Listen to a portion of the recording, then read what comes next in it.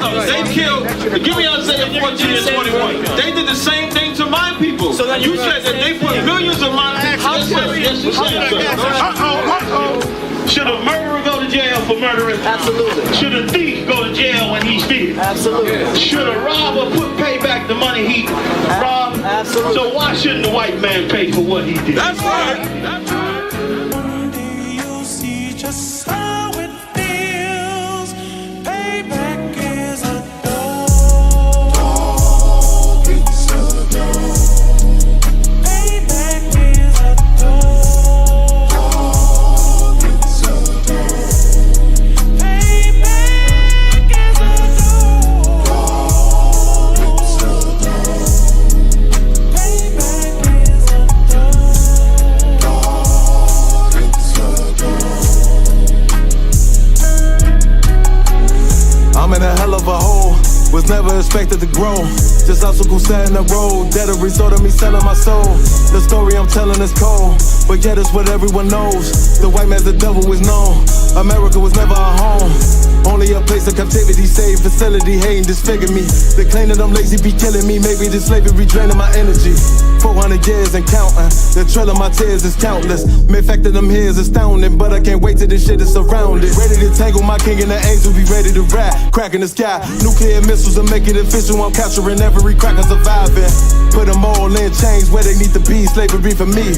And let the whole world see that with them in the cage and safer in the streets. Put the dog on a leash, get resolved for the beast. 144, get the ruler show, we could all be at peace. As soon as the trumpets are sound, your kingdom we busting it down. The only way justice is found, the time for your judgment is now. Someday you'll see just how it feels. Payback is a dog. It's a dog. Payback is a dog. It's a dog. Payback is a dog. It's a dog. Payback is a dog.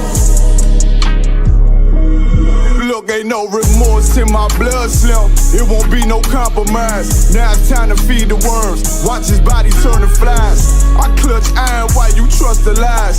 The next Glock I'm back gon' be Gen 5. I get it customized. And sending shots off like farewell. Praying payback come back around like a carousel. Still remember Yahanna's words ringing in my head like bells. Said you in this body, you fit the Lord, fuck the cartel. Triangle choke, apply pressure to the game like I did Vondale. Payback's a bitch in a dress, she a bombshell. Revenge is served cold, I just hope they making oxtail. Glock fresh out the box, I swear it got that new car smell. Made myself a target in a world of mad shooters. Devils design fire for our babies to pass through. And the day of our king's reign, I'll be overzealous. They bought my jealous, I bought brand new parabellums. Someday you'll see just how it feels. Payback is a dog. It's a dog. Payback is a dog. It's a dog. Payback is a dog.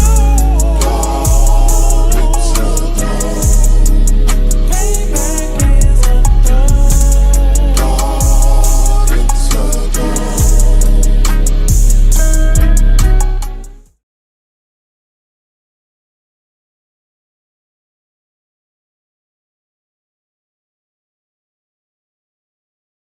Hey, listen, brothers and sisters, man.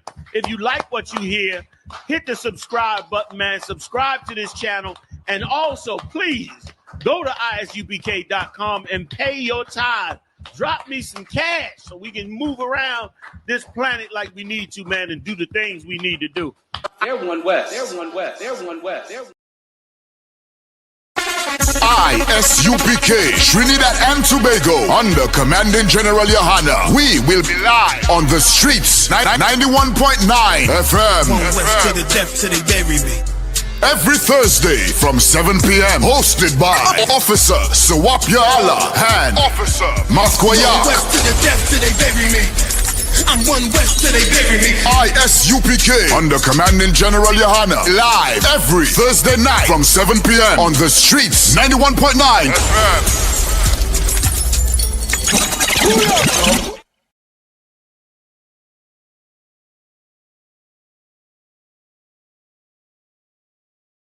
Hey, listen, brothers and sisters, man. If you like what you hear, hit the subscribe button, man. Subscribe to this channel. And also, please, go to isupk.com and pay your tithe. Drop me some cash so we can move around this planet like we need to, man, and do the things we need to do. They're 1 West. They're 1 West. They're 1 West. They're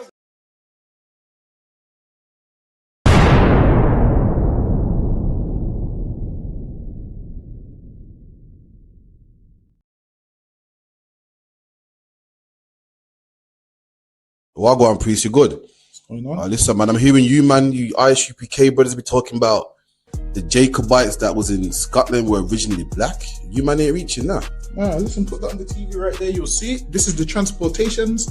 If you look right there, it will let you know Robert Adam, brown, William Bow, black, Dogo Campbell, brown complexion, black, brown. I see brown, black, brown, black, brown. This is all the Jacobites that was shipped out of places like Ireland and so forth. This is the transportations. Right. So this is giving you the complexion of the Jacobites that was shipped out of these places to Barbados and other islands in the West Indies. Yo, that's mad. So it's saying what? Robert Adams was a labourer and he was what? Brown faced. William Bell was what? Black, curled hair. Damn. That's deep, man. Which means what as well? Which also means black people was in Europe. Why? Because they ruled the Dark Ages. So that's why they was in Europe. You man are cold at history, man. All right, man. Shalom.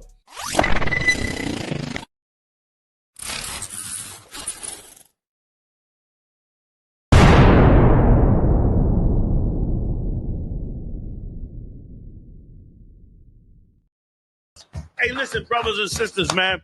If you like what you hear, hit the subscribe button, man. Subscribe to this channel. And also, please, go to isupk.com and pay your tithe. Drop me some cash so we can move around this planet like we need to, man, and do the things we need to do. They're 1 West. They're 1 West. They're 1 West. They're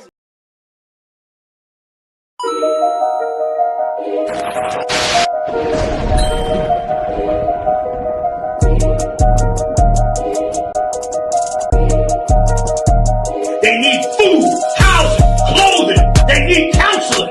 They need understanding of what's happened to them. They need an identity. They need to know the truth about the Lord. They need to be woke up to who the devil is. That's right. White man. That's what the hell they need. And you add that to black people, Latinos, and Native Indians, brother, then you're going to be able to do something. The whole reason I'm in here saying these things to you, because these things are supposed to show you and give you hope. It's supposed to make you say to yourself, you know what, we got a kingdom coming. You know what, the Lord's judgment is coming. You know what, let's change our life.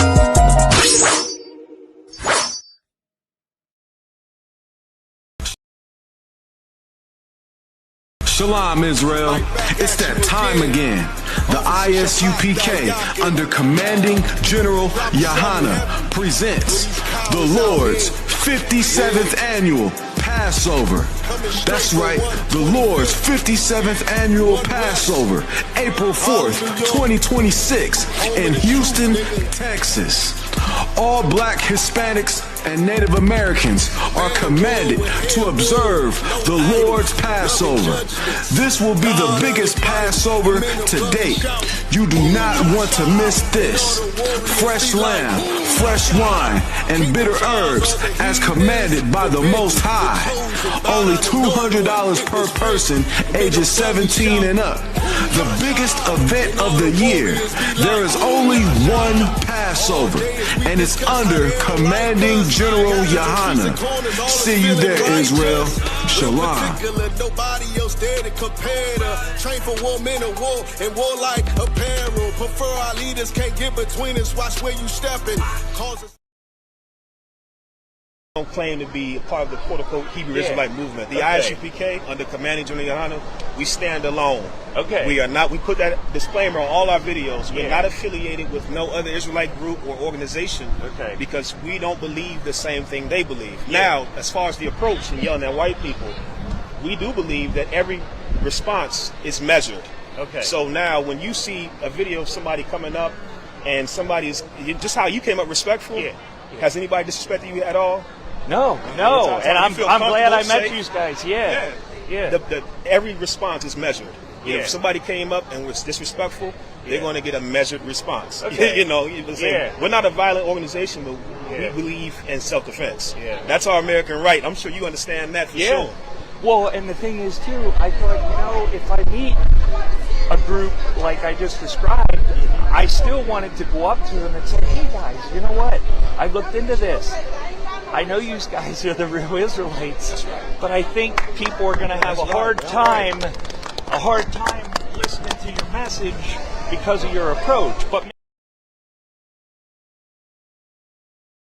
Shalom, Israel. It's that time again.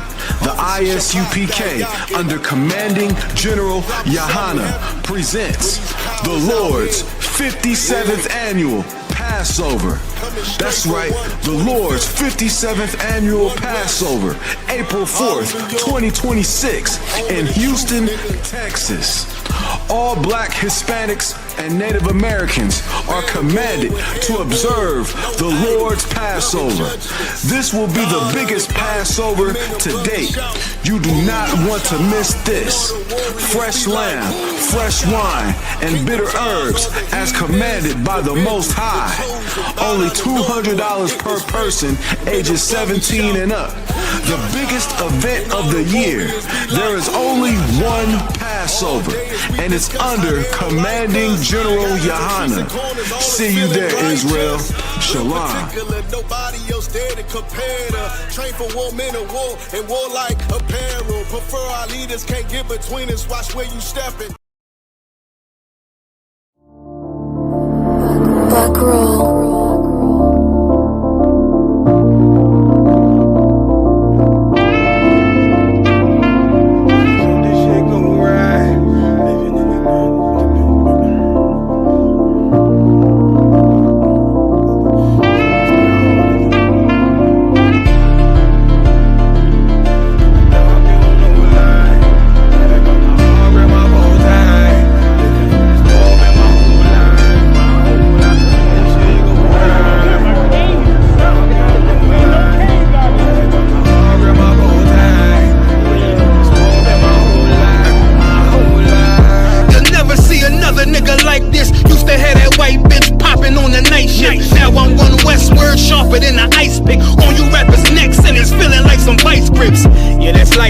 Send my bro a kite quick. Ties of war, we ain't forget about you. Keep your light lit. Rappers can't see, most of them scared to witness. Go and close your eyes, plus one right here for the trenches. Bad bitches, natural hair or extensions. Hood niggas that'll probably grip like some dentures. Brothers on them fences, 23 and 1 out.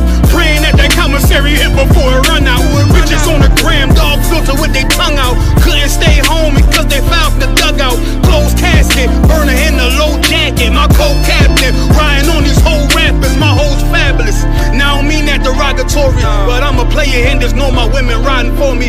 I avoided Maury, I got 2 jets. If I can't make it through for them, then I'm useless. Sit down that roof, Chris, with a couple bosses. After the war, just to count our losses, it's not many. You see a smile on my face, but I'm not friendly. Going on my waist, sipping white Henny.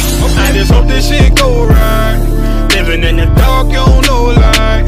Gotta got my heart with my bow tie. Waiting on the swab in my whole life.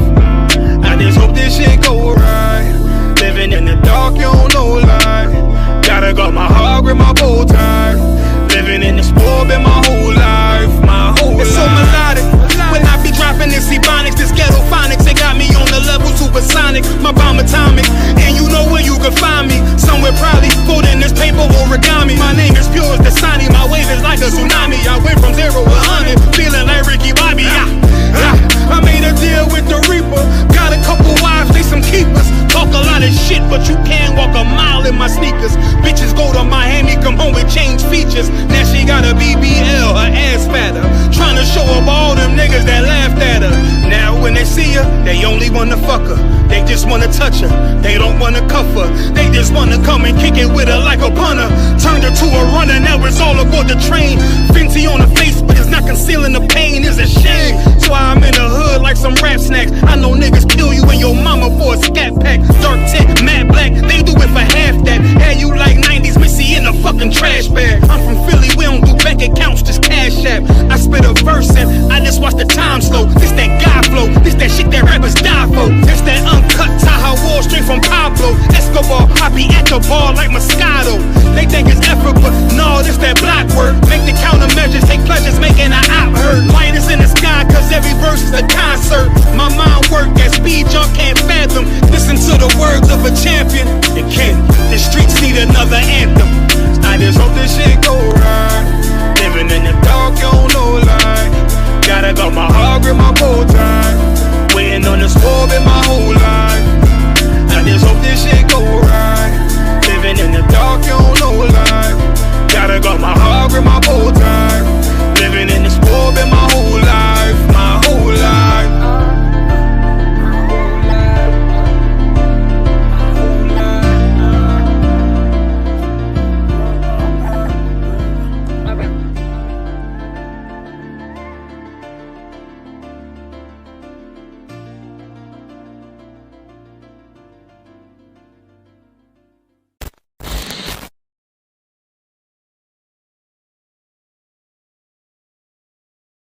Hey, Shalom, Israel, what's going on, man? Priest Captain Dovhar here, standing with Officer Tabawan. We coming from Hollywood, California.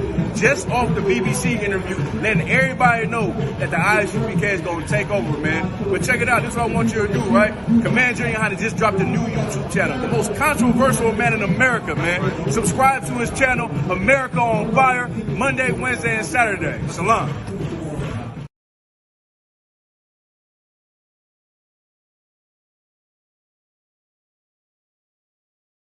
Hey, listen, brothers and sisters, man. If you like what you hear, hit the subscribe button, man. Subscribe to this channel. And also, please, go to isupk.com and pay your tithe. Drop me some cash so we can move around this planet like we need to, man, and do the things we need to do. Everyone West. Everyone West. Everyone West. Everyone.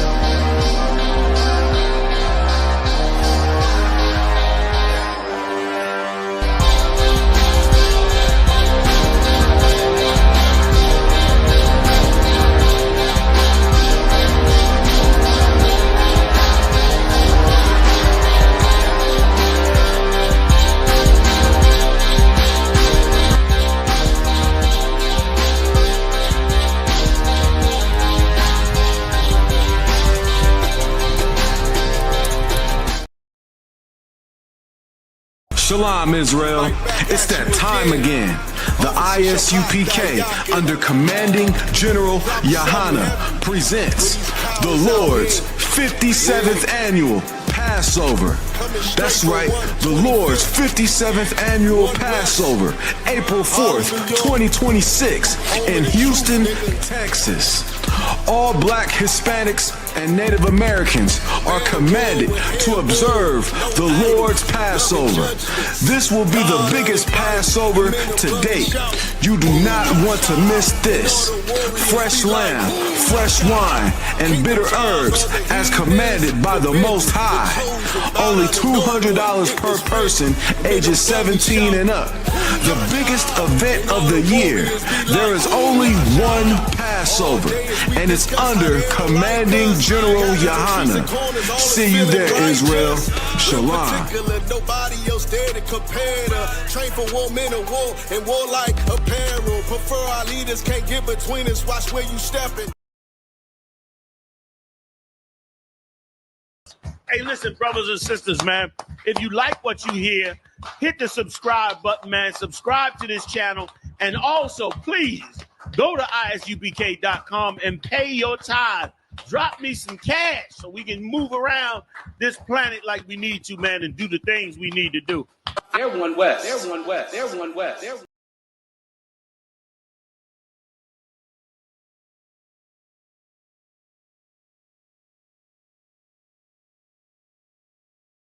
Man, that's crazy. Hold on, let me make sure I got my shit right.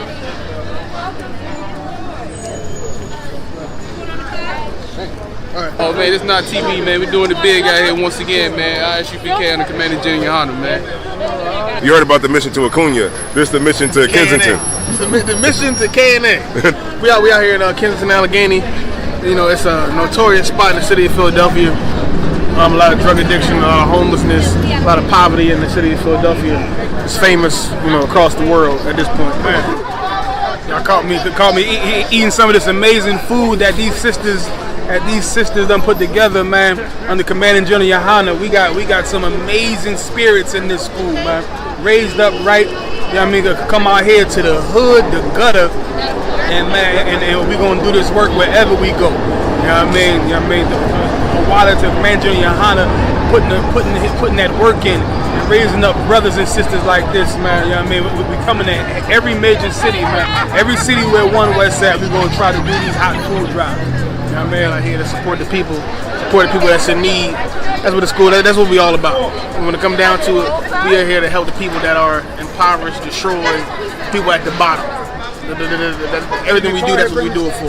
Everything we say, even though it may seem hateful, even though it may seem crazy and outlandish, everything we do is for the people at the bottom. That's what we don't know how they made my day, man. It's the food, the blessing, man.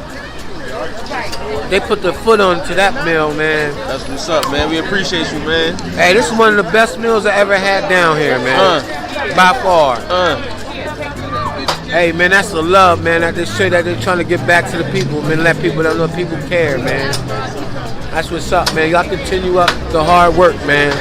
For real. It's noticed, man. We appreciate that, bro. We appreciate that, man. People appreciate y'all, man. For real. Giving a lot of people hope, and whereas so a lot of people don't have hope, man. That's what it's about, man. So, you know, it's a beautiful day today. The sisters came out from New Jersey, Delaware, Philadelphia, came out to support the event. That's that good old curry soup I made. You gotta taste it. It's the sisters' choice to do this, man. They hearts. Their hearts is huge. And people think our sisters is locked up or something. Like we got them locked in cages. No. Our sisters out here, they giving back just like us. They willing to work for the Most High just like us. And guess what? We're still protecting them. Come on now. Yes, sir. Tighten up. That's what we do, man. ISUPK. I'm the Commander General. God, sir. We feed the community, man. Get in line, get with us. This is what we do. All the brothers is here. The sisters is doing an amazing job. We out in Kensington and Allegheny. If you know anything about that, you know we out here. We don't care. We feed Israel. Lit is not the word for it. We are so happy and thankful and grateful for y'all guys allowing us to do this for the ISUPK and for our family and friends out here. We up in K&A. They got Gia up in K&A. In the belly of the beast, man. We up here in Kensington doing what we was raised to do, doing what we bred to do, and that's to show brotherhood. You see what I'm saying? And the sisters, it's not about us. It's about the sisters, man. The sisters is doing a great job out here. You know, and this is how the Lord get His glory, right here. They put their foot into it. Ain't nothing but love. Yeah. Food. Can't even explain it. Most High Christ. I'm trying to do it for you more often, okay? All for you, Hebrew. Hey, thank you. Hey, anytime, hey, I already know.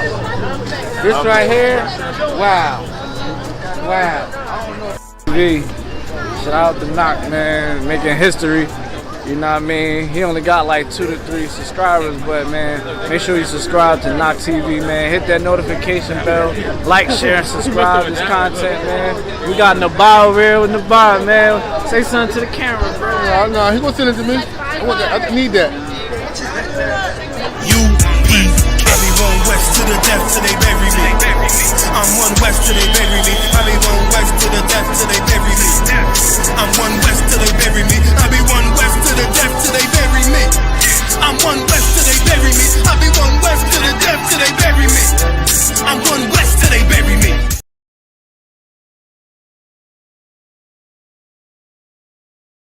Shalom, Israel. It's that time again. The ISUPK, under Commanding General Yahanna, presents the Lord's 57th Annual Passover. That's right, the Lord's 57th Annual Passover, April 4th, 2026, in Houston, Texas. All black Hispanics and Native Americans are commanded to observe the Lord's Passover. This will be the biggest Passover to date. You do not want to miss this. Fresh lamb, fresh wine, and bitter herbs as commanded by the Most High. Only $200 per person, ages 17 and up. The biggest event of the year. There is only one Passover, and it's under Commanding General Yahanna. See you there, Israel. Shalom. Nobody else there to compare to. Train for war, men of war, and war like apparel. Prefer our leaders, can't get between us. Watch where you stepping.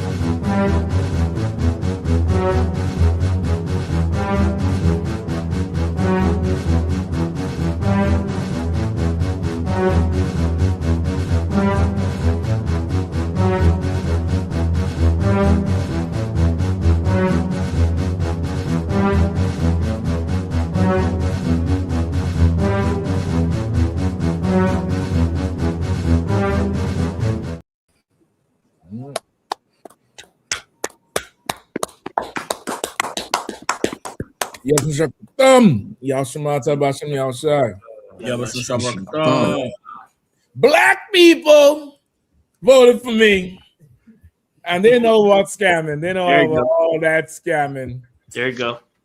They know about all that scamming.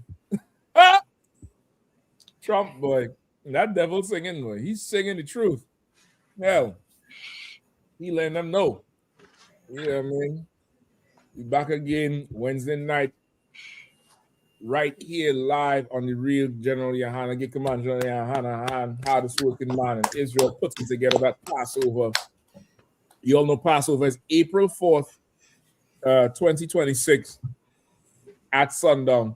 You'll make it down to Houston, man. Make it down to that BH Ranch. We're gonna be down there for the entire week, I believe. But about 5 to 7 days at least. You know what I mean? Make it down there from that kickoff. Get down to Houston like Monday or Tuesday before, man. Get down there because the general got a whole week of stuff, planned for you. That's just, it's going to be an insane time. You know what I mean? Make sure you get down there. Get down to Houston for sure. For Passover. Don't miss it, man. This is our culture. This is our law. This is our heritage. This is our Independence Day. The white man ain't giving up his. You know what I mean? You don't give up yours, man. Don't give up yours. So, what y'all feeling tonight? How y'all want to start? Man, this main headline is madness. So, I mean, we could just go anywhere. Listen, I was checking to see if all this was AI or if it was a real video. I don't know. They shot that shit with a flip phone. that shit. They shot that shit with a flip phone. The footage on that shit looked so grainy. So goddamn grainy. I don't know. You know what I mean? If you want to start there, we could. I mean, hell yeah, that's a main. I mean, I think it's a main. Like that is correct. Like just breaking all international law. All just basically nothing matters anymore. You know. And then why should it? Yeah. You know what I mean? Why should it matter? If that's the case, hold on, I'm trying to get the footage of the damn thing. If you might have to pull the story because I think this one broke after the list was sent. Oh, Slugger, it's not number one, sir. Is it? U.S. Coast Guard seized vessel with 28 million in illicit narcotics. Nah, that one was off the coast of Florida. Okay. I believe. This got it. one, brother, this one here, America sent in the Navy SEALs and they repelled down the rope and took over. They seized the oil tanker off the coast of Venezuela. This oil tanker was carrying oil to Cuba. America said, you got to be quicker than that. You got to be quicker than that. Hold on, I think this is him talking about it here. Well, large tanker, very large. Major news. This is all amid those mounting tensions as well with the Maduro government. President Trump announced it. We do know that according to the Associated Press and according to that news conference, President Trump says that the United States has now seized an oil tanker off the coast of Venezuela. And so this was major news. This is all amid those mounting tensions as well with the Maduro government. And so we're going to continue to dive into what we know a little bit more about this. But if you missed that moment during the press conference, I want to play it out for you here on Live Now from Fox. As you probably know, we've just seized a tanker on the coast of Venezuela, large tanker, very large. Largest one ever seized, actually. And other things are happening, so you'll be seeing that later, and you'll be talking about that later with some other people. All right, so that was the moment there. And so we wanted to make sure, in case you missed it, that was President Trump making that announcement during the roundtable. And he said today that the United States seized that oil tanker off the coast of Venezuela. And this is the Trump administration's latest push to increase pressure on Maduro, who has been charged with narco terrorism here in the United States. And so after saying that, President Trump said that other things are also happening, but did not offer any additional details at this. Yeah, I mean, it makes sense because in the oil there's fentanyl. There's fentanyl. There's fentanyl in the oil, Cap. Yeah, I mean, he got to seize the tanker because there's drugs up in there. Marcus, if I could, sir, these are the most diabolical, evilest regime that's ever existed on the earth. Like, in case the earth ever forgot how America was erected and established, the Lord is allowing now for the, like the scriptures say, the captivity of Judah and Israel to be bought again. You understand? Like this is recolonization. This is re-enslavement of the peoples of the Western Hemisphere. This is a re-establishing of colonial powers, and we're seeing it take place. People, the earth loves to look at Black, Latinos, and Native Indians and wonder, how did these people fall so far down? And how is it that they've been in America for all these years and never seem to have gotten ahead for themselves and not pick themselves up and put themselves together?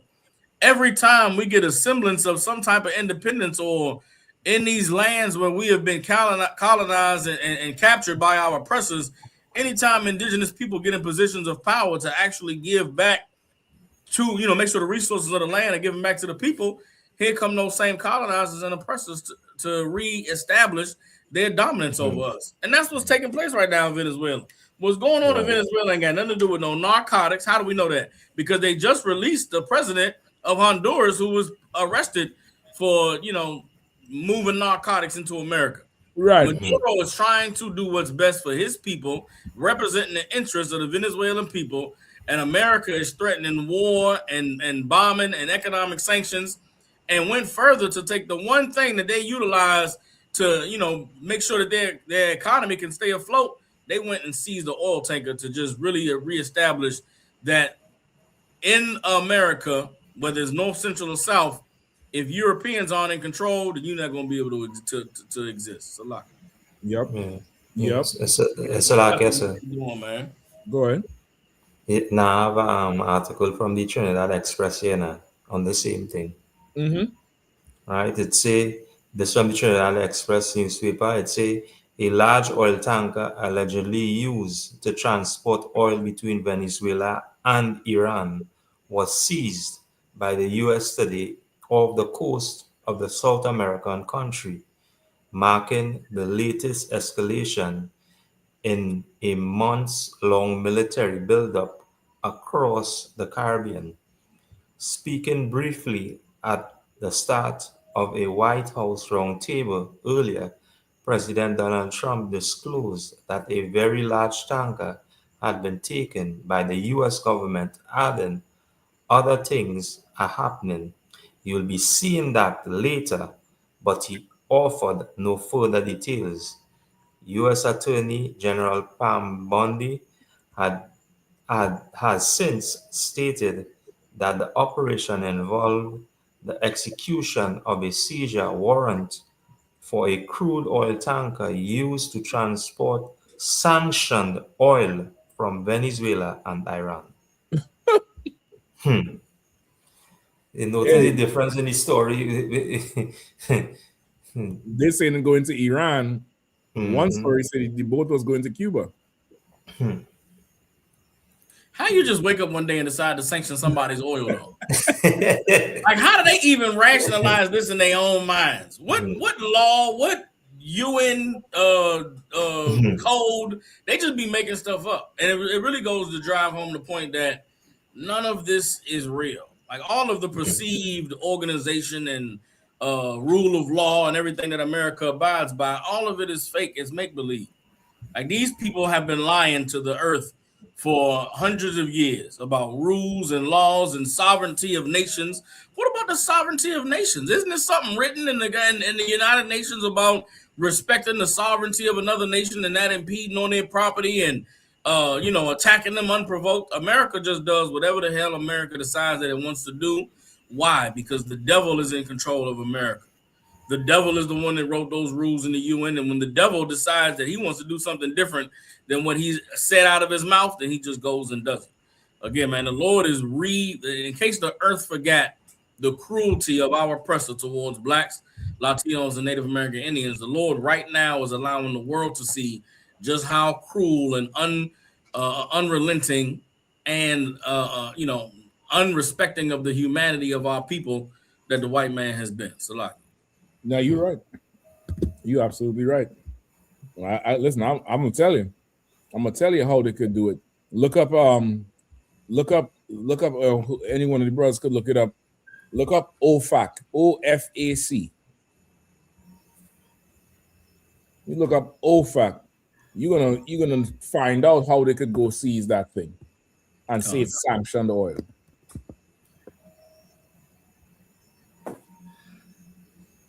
Right?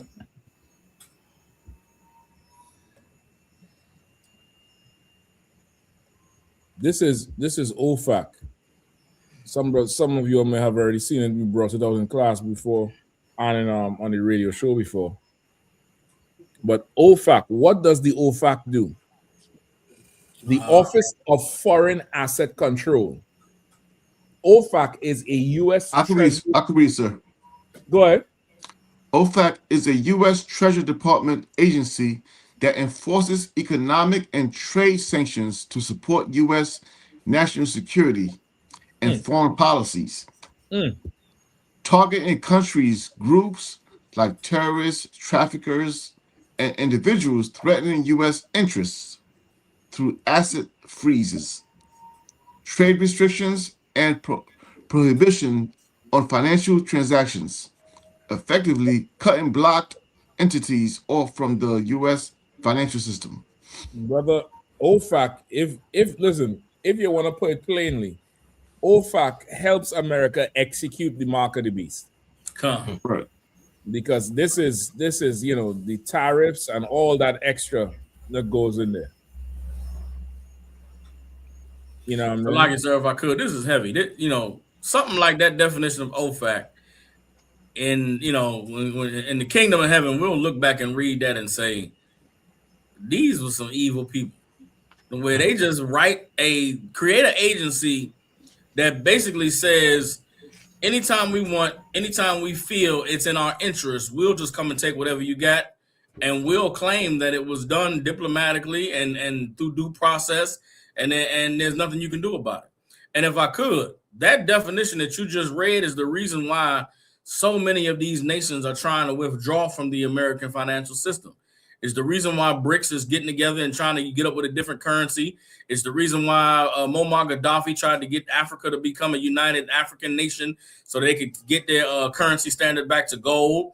It's the reason why the Chinese and the Russians and the Arabs are now trying to get away from the dollar as being the standard currency for trade and commerce, because it gives America all the power to do whatever it wants to do, and you don't have any recourse of action or any way to retaliate because the entire financial system is ran by them. Hey, that's Debo. OFAC is Debo. It is what allows America to be Debo. They just pull up on your boat, helicopters fly overhead, they get off the helicopters and just seize it, and what you gonna do? It's like Venezuela could say, hey man, y'all took our boat. America look and say, what boat? You better tuck your boat. When Debo come around, you better tuck your boat out. Tuck your oil production. What y'all got over there in that country? Y'all got some rare earth minerals. You better tuck them rare earth minerals when Debo come around. So Lockie is insane. Oh shit! Listen, somebody need to play that. Need to edit that thing out. You see, you see that part there with the helicopter. There's a part with the helicopter hovering. You had to play the squeaking on the bicycle. You had to play the You had to play this little squeaking bicycle coming up. That's it. What's up, fella? That is it. Man. You took my boat. What boat? Yeah. It's insane. It's insane. And if I could, going back to blacks, Latinos, and Native Indians being the chosen people of the Lord, America wouldn't dare do this to another nation. Like they wouldn't dare do it to a nation where they could actually expect some retaliation, where they could actually expect some support on the worldwide stage. They wouldn't do this to a Korean, Asian nation. They wouldn't do this to another European nation. Hell, I don't even know if they would do it to an African nation. But because it's blacks, Latinos, and Native American Indians, the people who they feel like they can disrespect and do anything against, because it's the chosen people of the Lord, they feel like they can violate us with autonomy and nothing will happen. They're going to learn that there's a power on this earth that is superior to them, and it is our Father, the Lord, that when we return to him, he's going to get us justice for all of this evil that they're doing. That's right. That's the thing. Right, I've never seen nothing like that in my life. I studied a lot of history, sir. I mean, listen, when the Chinese, when the British wanted to get access to China, the Chinese wouldn't dare capture British boats with British goods because that would mean all-out war. Right. Still, America has no reason to be at war with Venezuela. If you go, the news clips they playing. If you go back to 2001, 2002, when America was trying to justify war with Iraq, and they were saying there's weapons of mass destruction and it's not about oil, and they have this and that. They're running the same exact playbook on Venezuela. Now all of a sudden Venezuela is a terrorist threat to America. Venezuela has drugs and they're harboring criminals. They got weapons of mass destruction is what's going to be next. They were smuggling weapons of mass destruction on that boat. It is insane. And the case anybody tried to forget or misremembered, the Lord is reminding everybody just how cruel and deviant and how there's no lengths that these devils will not go to just wreak terror and evil and wickedness on the earth. Yep. With no shame. With no shame, Mark. Just open, broad daylight, highway robbery. Highway robbery right there. And this is it. Like, so far, they didn't get Venezuela to buck. And he really wants Maduro to buck, so he has an excuse to go in there. You understand? And the bombing them ships was meant to make him want to buck and to lose credibility with his own people. So it's like, you ain't doing nothing, you're letting them kill. Now he say he ready to go on land. Remember, he was saying that last week. He said, a land invasion is possible. Today or yesterday, you pull up on a helicopter. Somalians do this and they call it piracy. Somalians do this right now in the Indian Ocean and they call this piracy. There's boats. There's boats. I damn near laugh when I saw it. There's boats with barbed wire everywhere. So the skinnies can't board. But yet still, you in your backyard, you decide you're just gonna rappel down and just take the damn oil. God. And if I could, I Go ahead. wonder what it sounded like to give the order. Like what was the order? What was the radio conversation like? You know, and there's a tanker. We think it has what they say have what it's going to Iran. I wonder if they all look at each other. Iran is going way over there. How we know? We just know from intelligence. Our intelligence has found out it's going to Iran. So we're gonna commandeer it. Like, what is the military term for just getting on an oil tanker and then just driving it? All right, turn it around, bring it over here. But we're gonna park it over here, back where back at base. And then what? All right, go ahead, take the oil out. Oh, Right. like it's a straight criminal operation. It's not even military. It's not militant. It's not dealing with international war. It's just straight robbery, thievery, gangsterism on the highest level against all international laws. Like that's breaking sovereignty. The internet, you're allowed to internationally go on the waters. Every country's supposedly guaranteed the freedom to go on international waters, and that's waters outside their own country. And it's a government oil. That's not just that's a government's oil. So yes, it's like it. So just here in this alone now. So now, as you say, you can't get in, to go in Venezuela to get the oil now. So you're thieving it in plain sight. Because now, when you park up that, we're going to do with it. You're going to refine it in your zone, because that's basically what it is. So every tanker. So we have that tanker on his way to Texas right now. Yeah, absolutely, absolutely. For real. If I could, it's like no, my bad, Swab. I didn't mean to cut you off, Vox. So like I was just gonna say, no, go ahead, Salak. Go ahead, Swab. No, you too up, so I yield, sir. Salak, yeah. I was just gonna say, soon as they captured that boat, they put it up on eBay or whatever the oil producing country's equivalent of eBay is.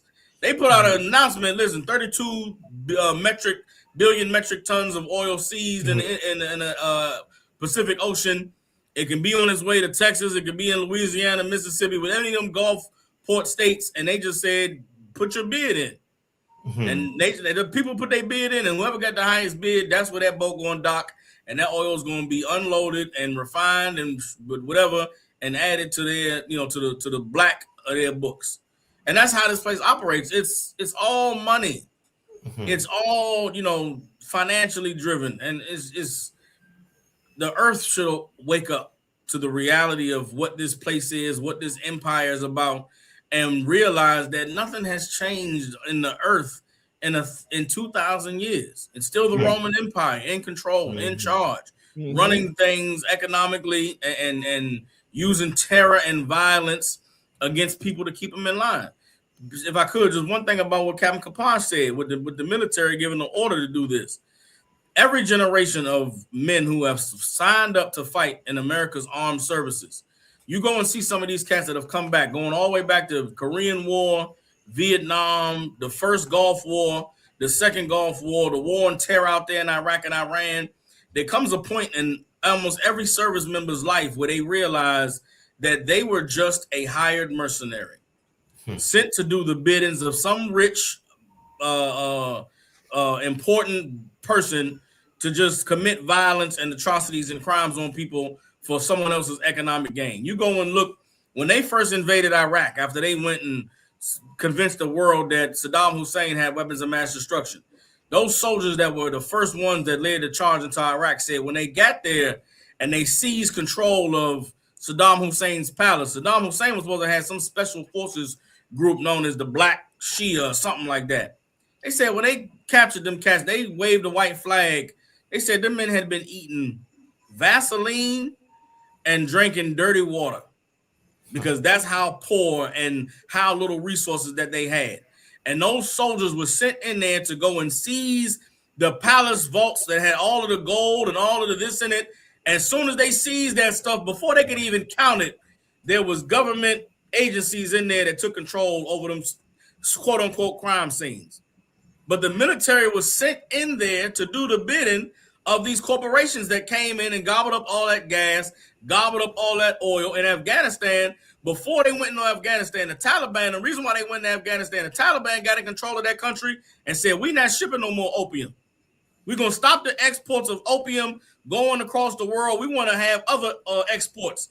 Then 9/11 happened. They went to Afghanistan, and first thing they did was ramped up that opium production. Get them farmers back making that heroin, back making that dope and sending it around the world, because that is what America thrives on. It thrives on economic control and power and being able to dictate to other nations what they will and won't do, what they can and cannot do.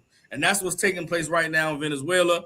It's what took place in Libya, is what took place in Syria, is what took place in Jordan and Egypt. All of these places that America has been on the attack against in the last 30 years, I'm going to say, we can go back further than that, but just in the last 30 years that I can remember, all of these countries that America has attacked and has deemed to be evil were just nations that were trying to do what they could for themselves. But America cannot allow you to do what you can for yourself if it cuts out the interests of the European powers that be. Salaki, sir, I yield. Can't hear you out of wine. Salaki, Cap, you on mute, Cap. Salaki. What you're saying there, all of you're saying is so heavy and on point. And for the life of me, this video here, I mean, this video is amazing to me. It's so amazing. I just want to pull it back if I could, just for a short second, right? And Captain Attack talking, so you not hearing me? No. He asked him if we hearing him. Oh, no. I can't hear you at all, Cap. You maybe you had to go out and come back in?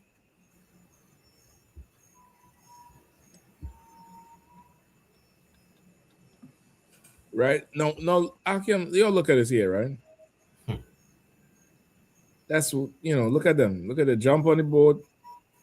This vessel is huge, Ak. Look at how much. Look at how big this thing is. This thing is like a little city. And they took the boat. You mean to tell me, they took this boat right here, but they had to blow up this one? That's right, Cap. I mean, y'all tell me, I don't understand it. Maybe it's something I'm not understanding. That's so lucky.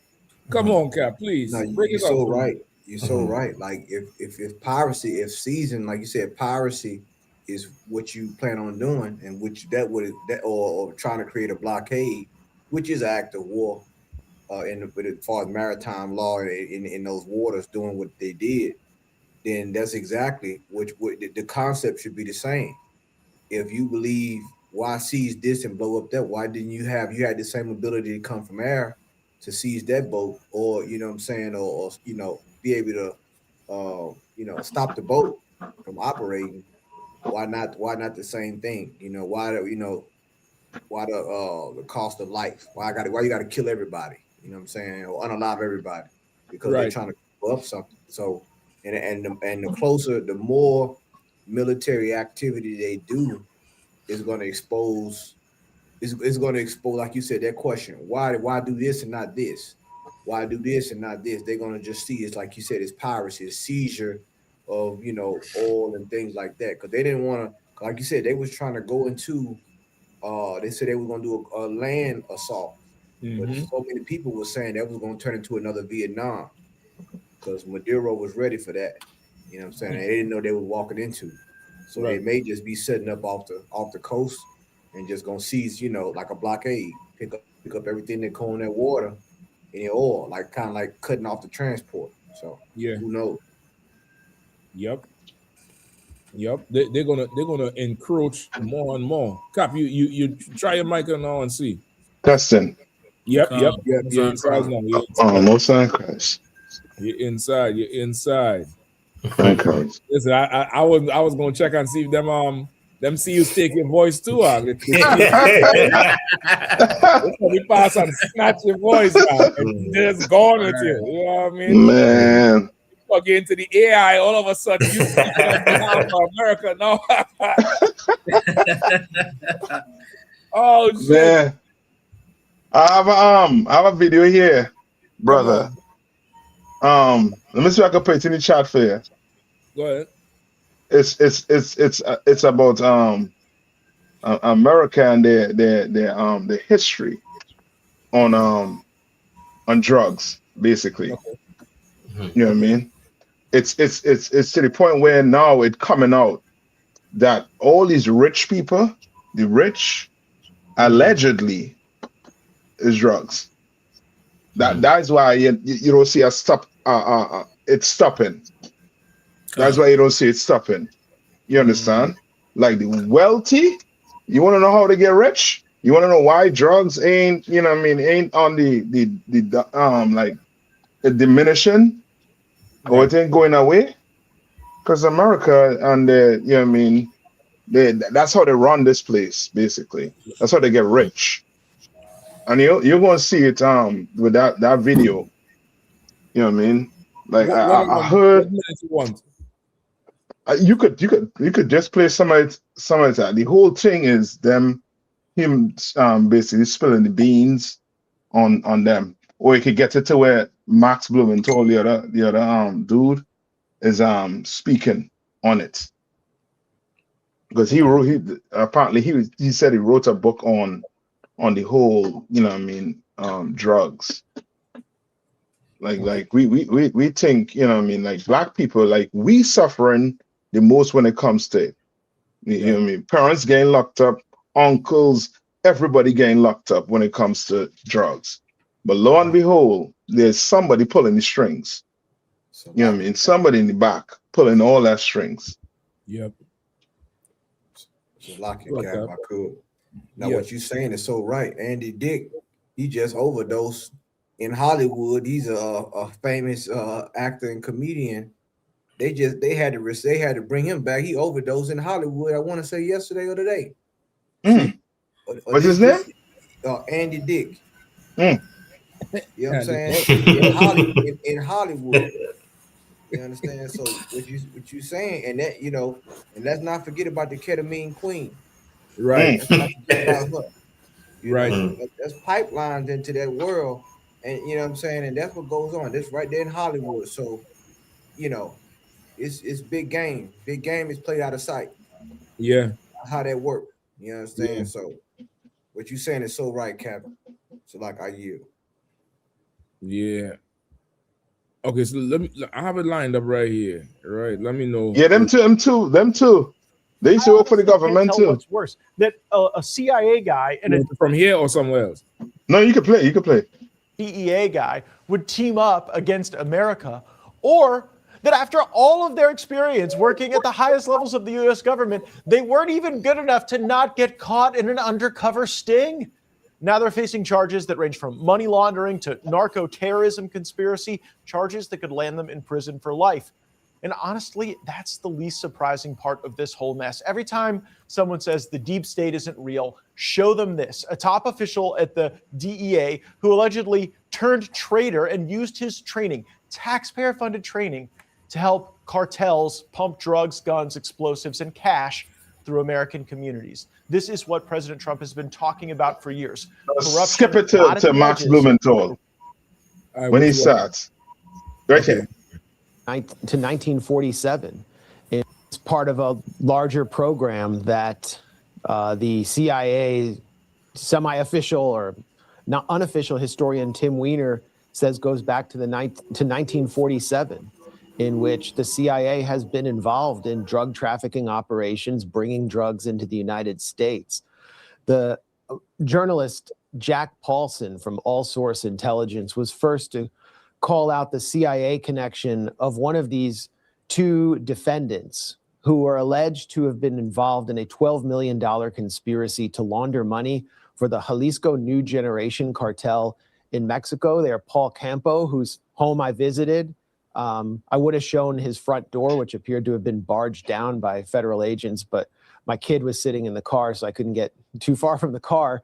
And he was the DEA official for many years in charge of finance, meaning he understood all of the vulnerabilities in the U.S. where in the U.S. financial system, where a cartel could launder money in real estate, cryptocurrency, and he was working with Robert Sensi, who is a CIA operative whose work goes back to the late 70s, 80s. He was a witness in the October surprise of Ronald Reagan, has been involved in financial fraud operations to procure military-grade helicopters for a certain Middle East country operating behind fronts. So he also had a lot of knowledge in how cartels could do this kind of work. And apparently, this pair was working together, and they were approached by the DEA today through a confidential informant who got them to agree to this scheme while they boasted about working on other schemes. I should also mention that to me was one of the saddest parts, Max. Like the fact that guys who were supposed to be... Somewhere in here you talk about, you remember the name that Trump said, the name of the group, sons of the something. Sons of what? Sons of the something. I forget the drug group. Trump had spoke about. He spoke about it here also too, and he said that whole drug gang had been disbanded.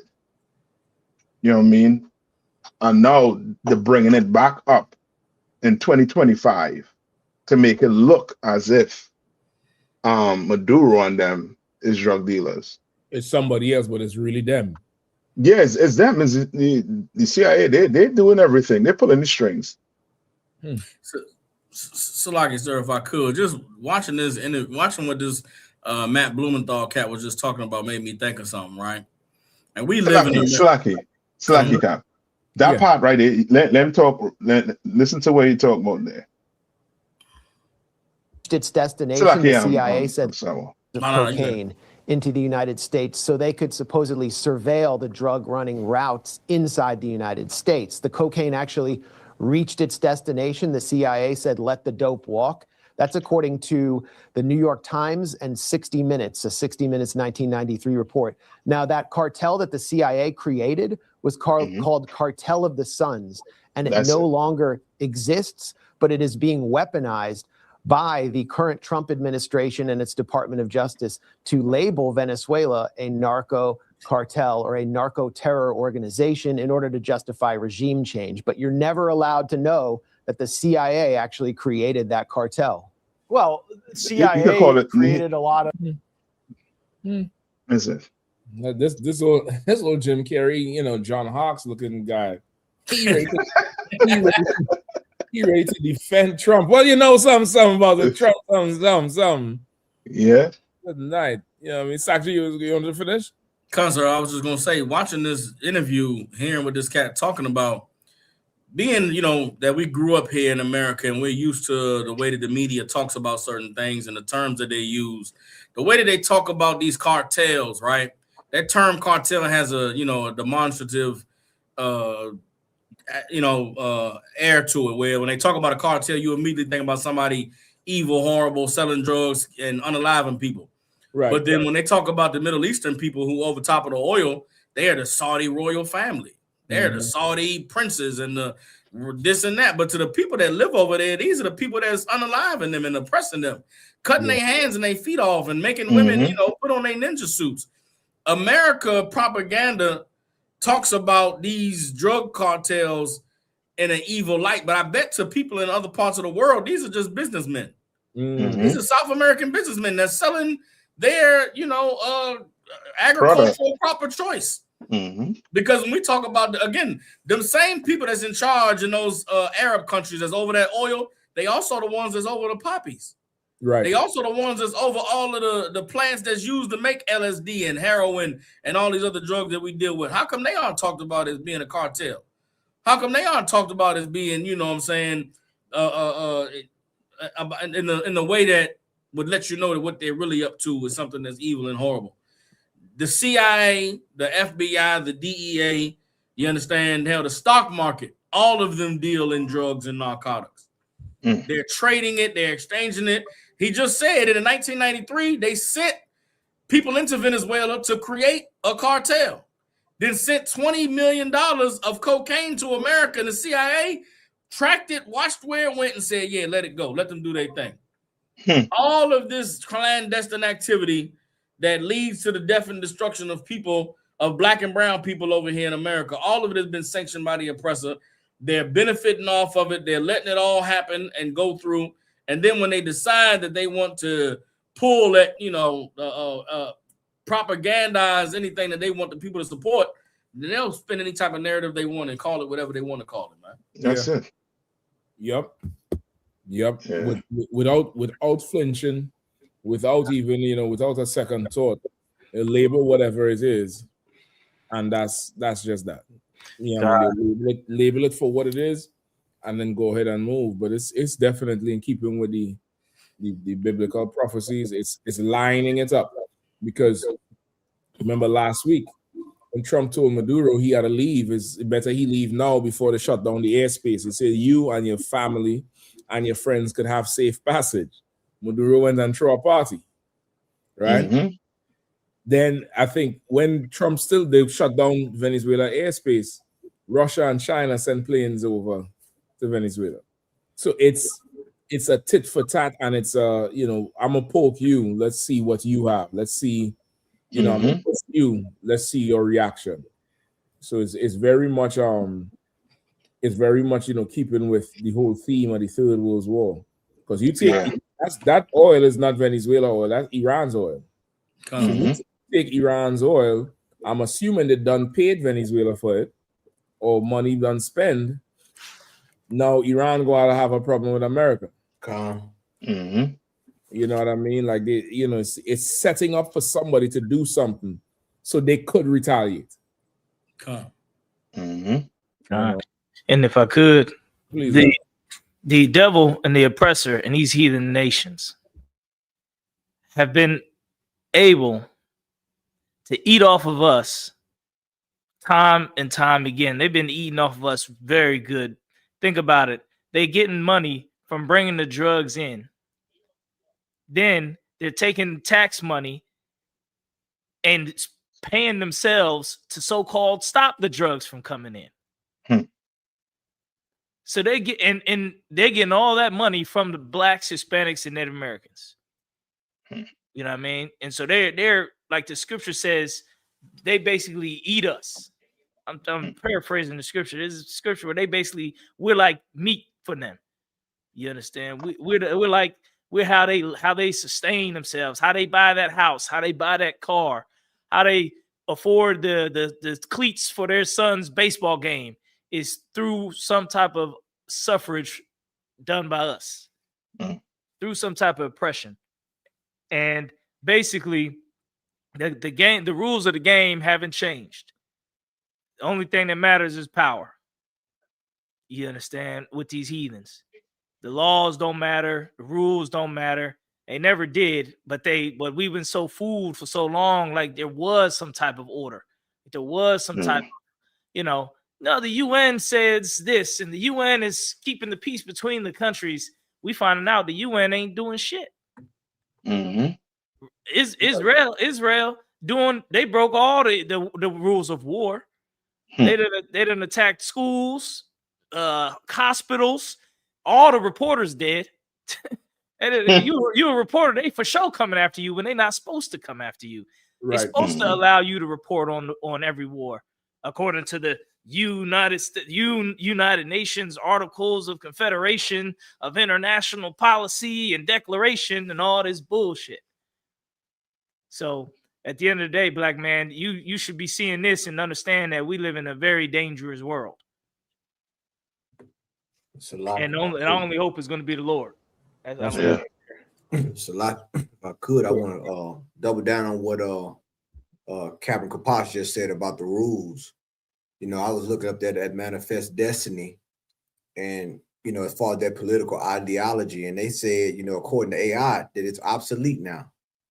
But I don't believe that, because you can see what's going on. There's clearly an expansion of this empire or imperialist mindset that's on steroids now, because now it's backed by billionaires, and possibly I think Elon, he's a trillionaire now. So this thing here is like monopoly with the world, on the world stage. You know what I'm saying? And when you see what Hitler did with promoting the Third Reich, how he believed he wanted to recreate the Holy Roman Empire, or the third form of that. You understand? And we see in America right now, going back to Revelation, you seeing all these pieces now is starting to show their hand now. Starting to show their hand, all the common markets that the general broke down in Revelation, that he told us about, and so forth. You know what I'm saying? You starting to see the little horn, make big move. All these things are happening. You understand? The pastors, a lot of these pastors, they can't even decipher these things, let alone they're scared to even talk about it. Because America's looking more and more like the dragon, like the serpent. And they don't want to talk about it. They get uncomfortable. And that's why you see white evangelicals, they have to spin the narrative when they talk about Christ. They have to spin the narrative when it talks about evil. This is pure, unadulterated evil, what you see going on here. And it's a lot of people are going to be casualties because of greed. So I yield. You're right. So if I could, Captain Mashak, I sent you a video. I'm gonna put a video in the chat. If you just pull this video up, it kind of sums up everything that we're speaking about right now concerning these various world powers. There's a method of operation that they have when it comes to dealing with corruption, and when it comes to, their morality on what's right and what's wrong. We being the Lord's people, standing on righteousness, not being respecters of persons, we're going to do the right thing all the time and strive to do the right thing even in our ignorance to the Lord, right? There's a lot of brothers and sisters that they would desire to do the right thing. But you cannot be a people and build a nation that survives on this world stage living by living according to that.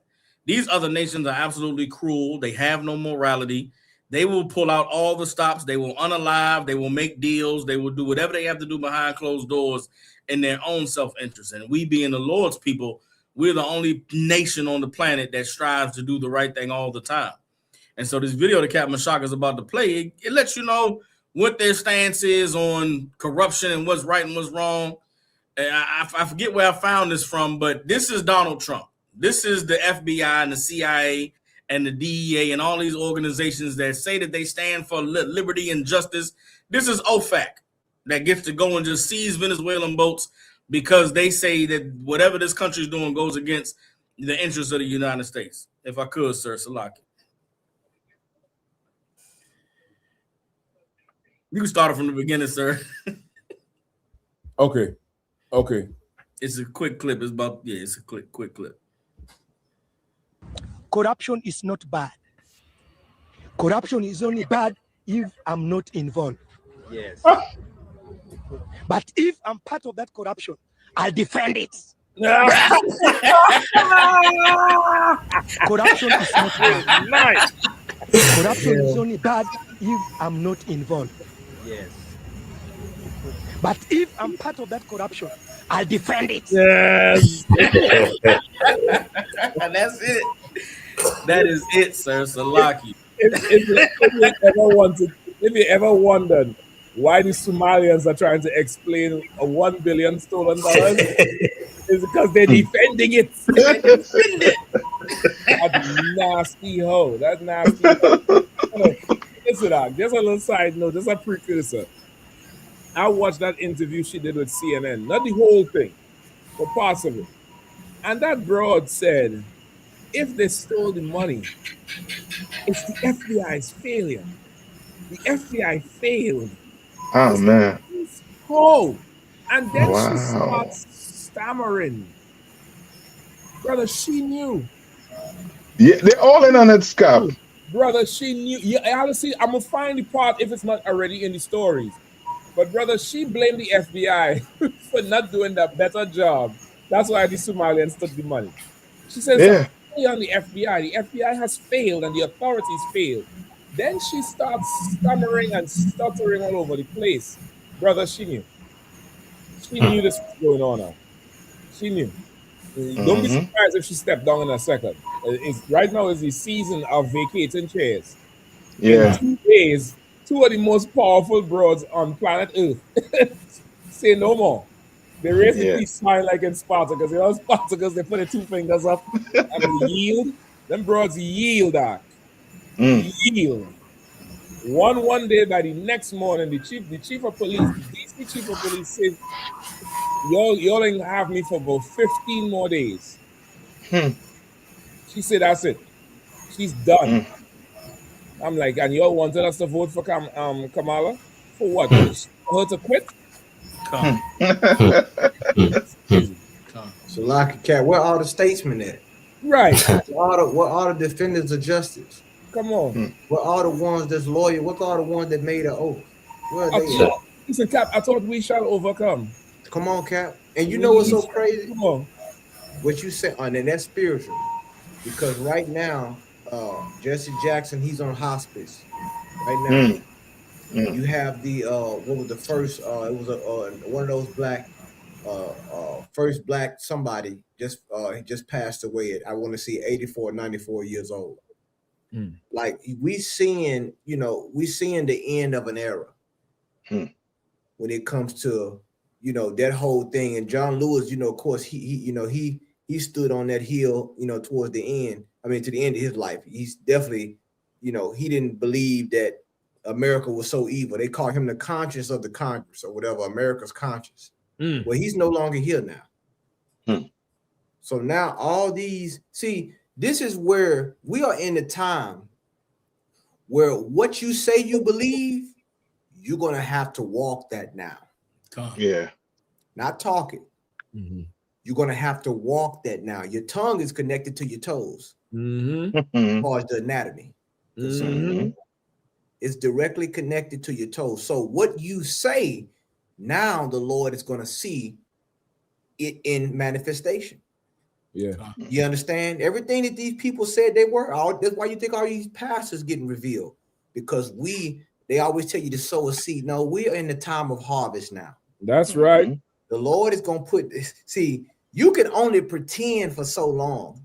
That's what people don't understand about the Lord. The Lord, he's going to only allow things to be artificial for so long. And then the real thing comes out. And when the real thing shows up, everybody's going to say, wow, we didn't know that. Right. Wow, we were deceived. See, we in the time of deception. And now you're seeing all these people saying, well, let me just leave and get out the way because I don't want no smoke from the bottomless pit. Right. Let me just back away. But I thought you were represented the people. You believed it when you wanted to vote. Right. Oh, you're only loyal. You only was going to ride that train until it conflicted with your interest and your safety. You're going to see who real leaders are. And Commanding General Yahanna is a real leader of the ISUPK. He's frontlining all the time with the general, all the time. You understand? All these people, and it's happening down here. All of a sudden, I want to, I'm retiring, I'm stepping down, or I'm not running for office again. Why not? In your campaign speech, you said you was for the people, and you was a champion for this and a champion for that. No, a champion don't retire. You got to take the belt from a champion. That's right. You understand? You know, a champion don't. You know what I'm saying? No, a real leader for their people are going to stand in the front line regardless of the risk. And now people, like the Bible says, He gonna give us new shepherds. All these people that been doing all these things, siphoning off the resources of Israel, all these people pretending and cosplaying to be men of the Lord, self-appointed men of the Lord, self-appointed leaders, you're gonna see all of them gonna lose power. All of them they're gonna yield to power. I'm sorry. Some of them they're gonna yield to power. You ain't seeing what all these political assassinations, they not happening. You know why? Because there's too much dirt on them. And a lot of them, they don't have a spine. So they just let me just capitulate. Yeah. That's what they do. And I noticed a lot of these black organizations are not talking about it. Yeah. They don't want to have that conversation. You're gonna say, well, hold on, why this person stepping down? They already up in the House of the Congress. Why we need eyes there? If they leave, how we gonna know what's going on? Oh, they don't want to get away from public office. You know, they want to retire from public office. They want to become a private citizen. Yeah. But that's what you wanted. Yeah. See, you kept campaigning and you got elected. Now you don't want the job. Ain't that funny? Yeah. The Lord always show you who these people are, and you're seeing it right now. It's like I yield. Because this to add to what Kahan was saying too is you remember Herman Cain? I hope I'm pronouncing it. When he had to step away, he was running, for president, and he stepped down. You understand? Because the skeleton said to come out of the closet. You understand? He's the one who was the surgeon? No, that's what's his name? I forget his name. That Ben Carson, I think you're talking about. Herman Cain was a brother from the South. The pizza brother. The what? The pizza brother, the brother that owned the pizza chain, sir. Oh, yeah. Look him up. I think that something came out where he did something to some white woman. Oh, and that was it. That was it for his campaign. He was done. You understand? And black people need to understand. You know what I mean? You get up in their world, they're going to expose you. And then before you know it, you know what I mean, as Kahan saying, you stepping down, and that's because you don't want your private life out there. You understand? You think Diddy get exposed? Diddy was the worst. Nah, there's a lot worse people out there, and they didn't get exposed. You understand? Diddy might just be the tip of the iceberg. You understand? But you know what I mean? You being black, that's why, you know what I mean, Commander Yahanna and the Israelite School University of Practical Knowledge, we're trying to show blacks and Hispanics we cannot live and we cannot survive like these oppressors. Right. We can't live in their world. Their world is different. You understand? When you I say it's not made for us at all. Yeah, it's not made for us at all. Right. You're trying to get up in office, you understand? But you can't because you don't have a perfect record. You understand? Because you want to live like them. That's right. You understand? They know how to live in that world and still be politicians and wake up and drink the coffee like nothing is going on. Right. Nothing. You mean like I think we have a story too on Hexet, where he basically letting these other nations know they better start, you know what I mean, showing that they're standing with America. And that's exactly what Kahan's saying. Like now your mouth go how to, you know what I mean, connect to them toes. You gotta really show what you're about. Yeah.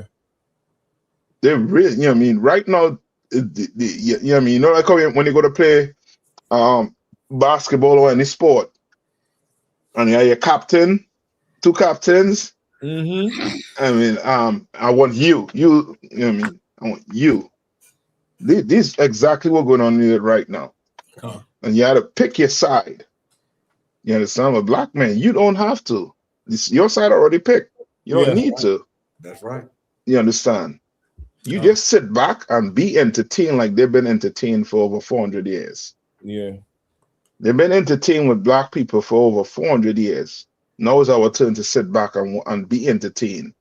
because this place fits into, you know what I mean, like any day it could go, you know what I mean, on black people, you know what I mean, brother. I watched Silaki to go on, but I watched a couple of videos yesterday about with car payments. You know what's the average car payment right now? 5 something. 7 something, close to 800. 7 something. And People this is paying insurance? Yes, Cap. You see, like what you say without insurance, people not even thinking about that when they go in these places.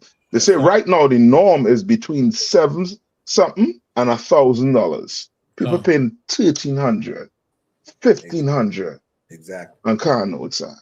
This place is. Wait, I'm telling you. I need. Listen, I talk like flies. I need. See, I need somebody to tell me where these people is. Because if you could afford $1,300, $800 on a car note, no insurance, you could pay some tithes. You could pay some goddamn tithes, nigga. Come on, Cap. Listen, I you tell me where to live, and I'll give me the last 4 to VIN. I'll find the rest. Don't worry about it. It's far and wide. I'll find it. I'll ask the AI. I'll do like Tom Cruise. I'll ask the entity. I'll ask the entity where the rest of the VIN is. Let me go get the rest of them tides out. You have enough money to keep this bastard shit afloat. Mm-hmm. And then when it comes to paying tithes, it's a problem. Oh my gosh, you $1,300 on, a regular sedan. Yeah, baby. Not no expensive something, not no foreign car. And the wild thing about it is they say the car people, they're not regulated like your credit cards. So they say they could give you that amount to pay for over 10 years. Yep. They could increase the years on you. And by the time you finish, your car is what 72,000. By the time you finish, you paying 111,000 for your freaking car. It's crazy.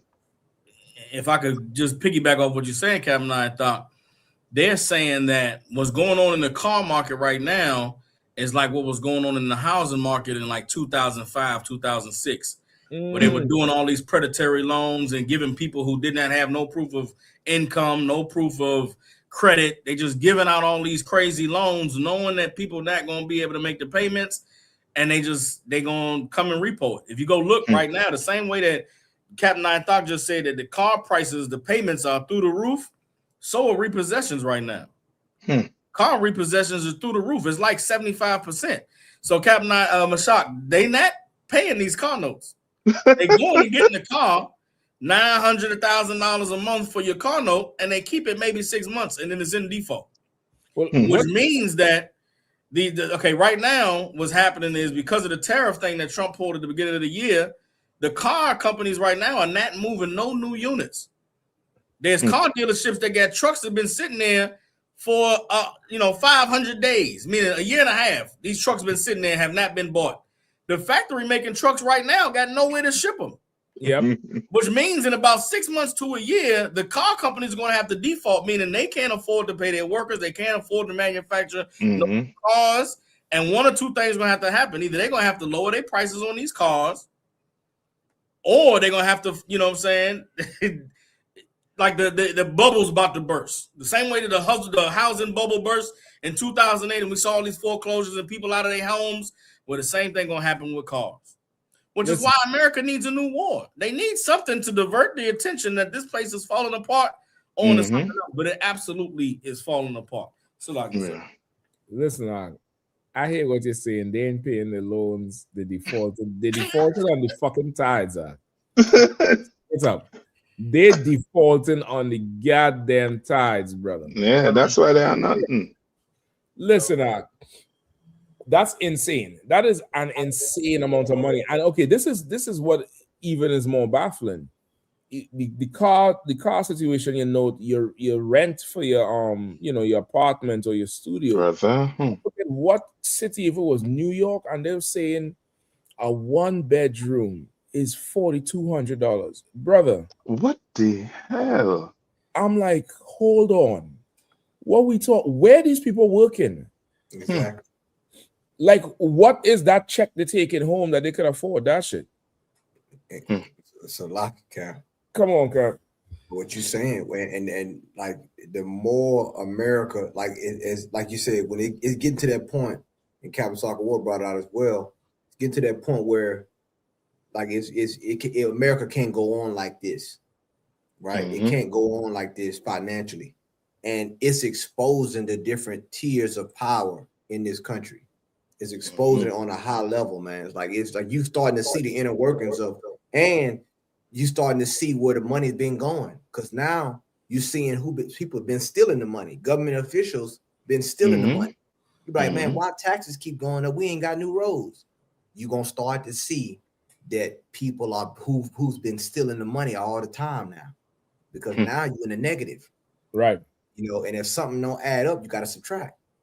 So now it's going to everybody's going to start to see it, and you're going to start to know, man, this official been stealing the money. These car companies, what you're going to start to see all the inner workings. The Lord, he's ripped, the veil is ripped. So now, like I said before, you can still lie, but not like you used to. You can still lie. You still have the freedom that you so profess that you have to do it. But you don't have the freedom to choose the consequences. Yeah. You understand? That's wild. So like I yield. That is wild right there. That's wild. Listen, man, go get your hoopty. Go get some with a carburetor in it. Yo, you're all getting all these goddamn smart cars and electric this and EV and all kind of shit. EV. God. It's time to build, Cap. I'm trying to tell you, go get them pistons and that carburetor and that oil pack, brother, because in a second, goddamn, you're gonna be on roller skates. Yeah, $1,800, $900 for a note. Yeah, it's just regular sedans. This is not no big SUV or nothing. So you can imagine.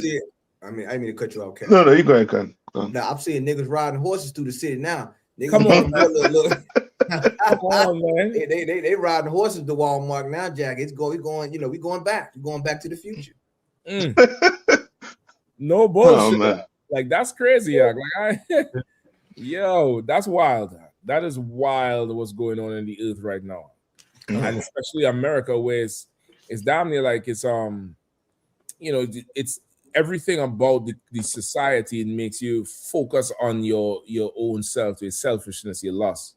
And then you start to serve it. Because unless that slavery paying you, $10,000 a month, $8,000 a month, a $1,000 note makes no sense. Yeah. Even if it's still paying you that, it's still not making sense. But it's mathematically okay. I get you. But brother, damn, Mark. So imagine what you're doing to try to make ends meet. It's a lot, sir. If I could. Anything, Salaki. Now you got a Cap. Go ahead. No, I was just gonna say anything. Ask Lil Rod. A Lil R. Salaki. If I could, my next thing, Cap, was going to be we men of the Lord and in the truth, right? So we find righteous ways to solve our problems. We hustle and grind and trust in the Lord. These cats is dropping it like it's hot, Cap. Like you want to, like, drugs is still big business. It might not be on the block with the rocks, but they still the same methods of evil to meet ends meet that have always been there. I just, being in the truth, we have been removed from it. It's like I look at the world, and I'm like, how could you still be hustling? How could you still be doing this and that? But it's like, to the cats in the world, it's like, nigga, how could you not? Yeah. You know how much my rent is, nigga? You know how much my car note is? I can't do that making the $17 an hour. Like, COVID hit, and it's like, some of these jobs, they added the money, right? And it's like, okay, that's some decent money, but the inflation ate all that up. Whatever progress of slavery made because of COVID, the white man recorrected it and said, yeah, nah, come on, dog. That $25 an hour now is like 17 5 years ago. It's like, I'm making good money, but how come I can't get ahead? It's the white man is the devil the Bible speaks of. That's it. That's right. I can't understand it all. I can't understand them prices at all. That's madness. That's why the housing, there's a housing crisis fitting to happen too. They ain't really pushing it like that, but a lot of people in foreclosure because remember 5 years ago, people was buying home on the basis that the economy would catch back. Yeah, would get better and the homes would appreciate. Yeah. And they would be able to go and refinance. Yeah. But it's what I mean, it's get to the point where it's 5 years now and whatever your mortgage is, that's where it's gonna be. And this place don't look like it's going to, get anywhere, back to anything soon, the way it was. Soon. So it's gonna be a lot of problems in this place. That's why I asked in the question, when you deport these hardworking Hispanics, right? Who's taking the property? Come on, Cap. Who's gonna take the vehicle? Who's gonna take the houses? The banks? You understand? Who's gonna take the car? Them white boys gonna be auctioning them Hispanic cars for small money and then trying to resell it again. Yeah. They're gonna be auctioning them men houses and then trying to flip it. Yeah. Like it's gonna be ridiculous. Like sister, I don't want to read this comment here before you go, sister Nashama says, Salakia sir, shouldn't we buy a reasonable used car with less than 300,000 with less than $300 a month? I mean that would be good. She said, what kind of model cars are people getting for 900? The same one you're trying to buy for 300. Yeah. It's the same ones. Is like this place here is reached to the point where nothing makes sense. Yeah. Nothing makes sense. And boy, that's rough. It's just a rough situation. Go ahead, Kahan Salaki. No, I was just going to Captain Nathak made an excellent point about what happens to all the property and the land and the vehicles that our Latino brothers and sisters have acquired while they were over here.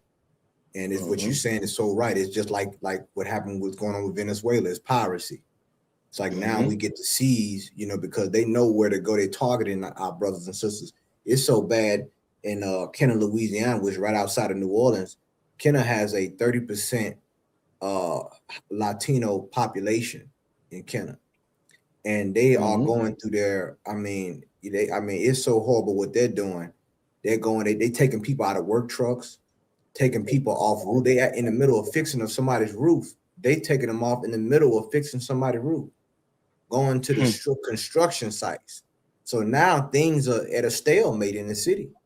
And it's so bad the Latino brothers are working on the roofs at night. It's almost like the Underground Railroad. They're moving. They're doing it. I mean, it's terrorism at a high level. As far as the schools now, there are hardly no Latino brothers and sisters in the elementary school. They've been out for the past few weeks. Like this right here, what you're saying, Captain, is so right, because there's a financial aspect to this terrorism, this state-sponsored terrorism. There's a financial aspect to it. And they always find a way to capitalize. I want to harp on that word, capitalize. They always want to find a way to capitalize financially off of our suffering, just like Haman did in the book of Esther. Yes. There's always a human cost, but there's always a financial cost where they could further their empire and find a way to make a dollar out of our debt, our suffering. And if I could, what you're saying is heavy, because I just recently seen a documentary on that. They got all these small towns that's building prisons or ICE detention centers in them, and all the whole towns getting hired, getting federal money for allowing the ICE detention center there. And a lot of the towns are conflicted because they need the money, but they don't want to be a part of all the human suffering to get the money. So, they're getting money. They're getting money from housing. A lot of them, they ain't even deporting half of them. They sitting there, got their family sending them money every 2-3 weeks. They pushing them through the ringer, and they getting money from the taxes. Like you said, they ain't building no new roads, but that tax money is going to house them. They then funnel that money into some devil's pockets. And to line all his pockets in his community and his family and friends. So they're using our suffering to eat. We're lambs for the slaughter for them. Exactly. If I could, I didn't even know it's crazy because I didn't even know where a lot of these deportation centers were. I didn't even know they could have one at the airport in New Orleans. I didn't even know that. They have one that's already built in where they can go there, process you, make you sign the papers, and ship you right out on the plane. Like like you said, there's a bounty on our Latino brothers and sisters' head, man. You understand for what's going on now. You know what I'm saying? So this is no different than the slave catchers, no different than what happened in Germany. You know what I'm saying? Like it's so bad, even that the documented, I don't even want to use the word legal or illegal. The documented brothers and sisters, they being targeted. You know what I'm saying? They chasing people off the street and they are US citizens. But because they have the phenotypes of a Latino brother or sister, they're being racially profiled and targeted. So everything, you know what I'm saying, that the captain now thought. I mean, a lot of people don't want to even talk about that, Cap. But that's exactly what happens to the property. What happens to everything they acquired here? You know what I'm saying? Like the government is going, they're gonna try to take that. Yeah. You know, so like I yield. Yeah. Salaki, sir, what y'all bringing out is heavy. You know, and it's exactly what happened during the days of colonization. It's exactly what happened when the Europeans came here and saw our brothers and sisters living on this land. They took the land and they gave themselves the titles.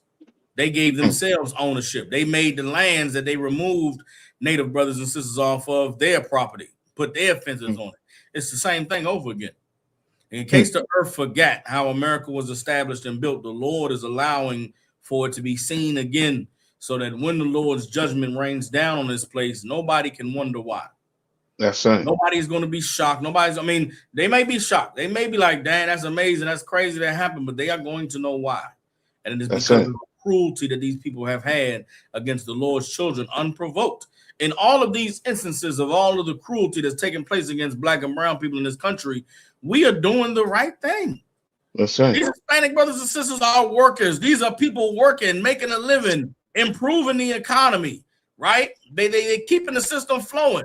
You gonna demonize them and arrest them and deport them? It's not. They're not getting they're not getting the people doing evil. The Somalis just got $1.7 billion in the state of Minnesota over 5 years. The FBI wasn't paying attention to that. But you want to come into Louisiana, small town Louisiana, small town Mississippi. You want to come into Chicago and these different cities, and you're going to round up law-abiding citizens. You're going to round up people that's working for a living. These aren't people that's living off the system. These aren't people that's trying to get assistance. They don't need housing assistance. They're not begging you for food stipends. The goddamn Somalis come over here and living good and begging, saying their kids got autism and Down syndrome and they need housing and food assistance to the tune of $1.7 billion. They don't get demonized. They don't get, they get away with it for 5 years. But in this country, I went back, I watched a movie the other day called American History X, right? There's a scene in that movie where this devil becomes radicalized against the blacks and Latinos, right? And he give a speech before they go run into this Korean store that the workers are Hispanics, right? It's a scene in American History X. If you ever saw the movie, it'll hurt your heart. But the speech this devil gives to rile up these devils before they go and commit hate crimes against these Hispanic brothers in the store is the same thing being said on Fox News today. Now, American History X came out in 2002. A speech from 2002 about Hispanics coming into the country, taking over, they undocumented, taking good jobs and taking money from this and taking money from that. The same sentiments expressed in that movie is what's being said on Fox News today. Like we the problem, like we're the issue. But yet these devils go and make wars with countries and pirate a nation's, oil tanker, all because they want to make sure that the powers that be get their money and get their just due. Don't worry, man. The Lord is going to repay these devils for everything that they are doing to the Lord's children now. And it's coming to pass in this time so that the earth is reminded of why the Lord should be the one ruling. Why Christ should be the one that's the king of this earth. Salah. As you're talking there, I had us like lean back, like it's like they're fleecing us before the slaughter. Yeah. Like how you treat a sheep. Mhm. You hold that sheep and you share him good and proper.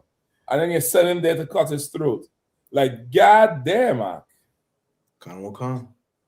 Mm-hmm. Lock it, cap. And Go you know ahead. the irony of it, and it's like the crazy part. Like you look at what happened with Black Wall Street. That's the same thing. After they bombed it, they went. Black people were saying they were going into the houses, taking money, all those things. They went into after they the spoils of war, as they call it, which we were at peace with. It wasn't a war. They just bombed it, and they took all the resources, all the nice clothes, and a lot of them was millionaires that lived in that Tulsa, and they took a lot of that money, gold, a lot of things. But going on talking about New Orleans right now, and the irony is they're saying ICE making the block hot. So everything now is just ICE making the block hot. Right. Like this, I mean, we are in it, and it's poetic because remember we told you this is a cold day in hell. Now it has arrived. Things you thought that would never happen in this country, that you say it'll be a cold day in hell before it happened, it's happening now. Right. It's happening right now. You know what I'm saying? Like this, I mean, it's so crazy, man. Like, I mean, they running through here like stormtroopers, brother. Like, so I mean, walking like the mob down the street, like on Canal Street, with the guy over ICE, he walking with it, just walking broad daylight. Like, yeah, we run the city now. And to be quite frankly, they are running the city because everybody have to comply. The mayor, ACLU, they may make a statement, but they're not getting in the way. They saying how to protect your business and so forth and so forth. But that's what's going on, and that's how we know that the Bible is real. When the Bible says that they hunt our steps, that we can't go in the streets. How you gonna say the Latinos ain't the Lord's chosen people when the scriptures say that they would hunt our steps? That ain't happening to the Jewish people. That ain't happening to Cash Patel's people. You think ain't no East Indians over here legal? They not targeting their communities. Yeah. They're not going to the Punjabi community or whatever the hell, the eight-legged God and all. They're not going in there raiding their temples. You understand? Not yet. They not. You're right. Thank you. They ain't doing that. They good. They just going at our Latino brothers and sisters, man. Yeah. So it's hell, man. You know what I'm saying? So we gotta come together, man. Commander General Yahanna has laid it already out. The ISUPK has laid it out. It's time to come into the Lord's house, man. We did. This is the sanctuary. The sanctuary is not just a physical thing; it's spiritual. It's a spiritual covering you get when you serve the Lord.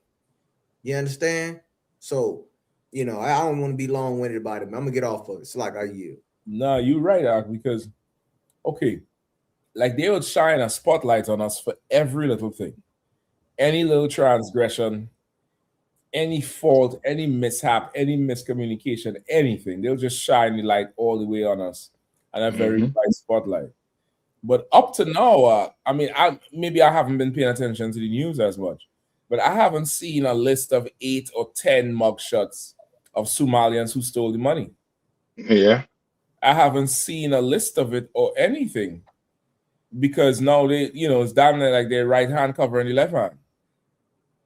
You put the story out to sensationalize it. You need as much distraction from Epstein as you can.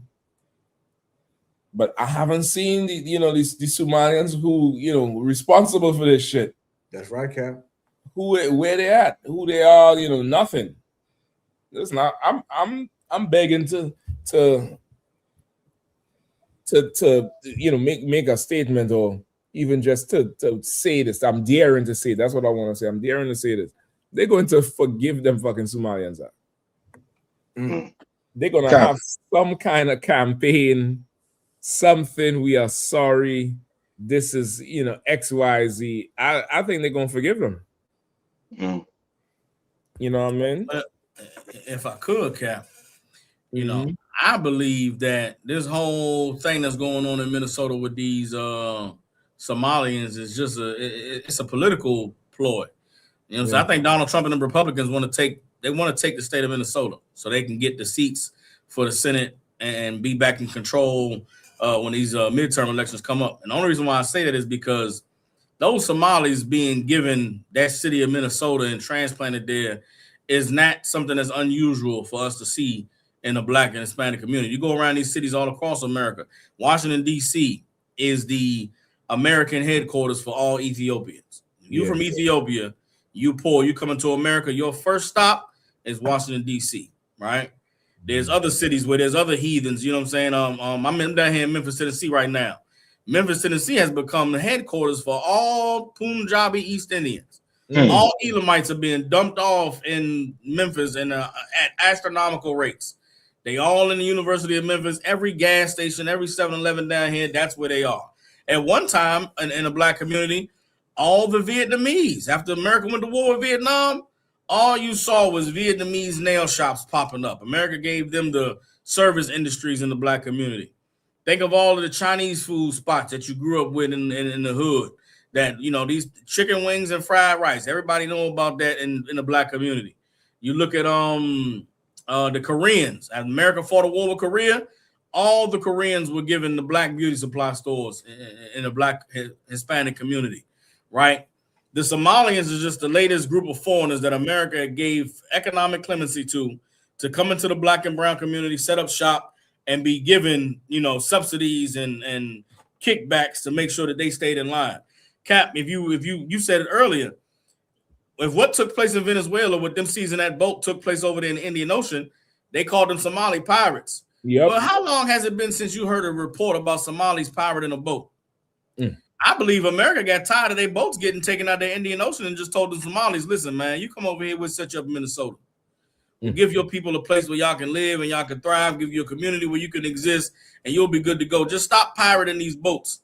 They shipped them Somalis back over there to Somalia. Watch the Indian Ocean turn into, you know, the back alley of the Middle East. And they're going to be back on them boats. That Captain Phillips, I'm the captain now, is going to be back on and popping in 2026. You ship them Somalis back.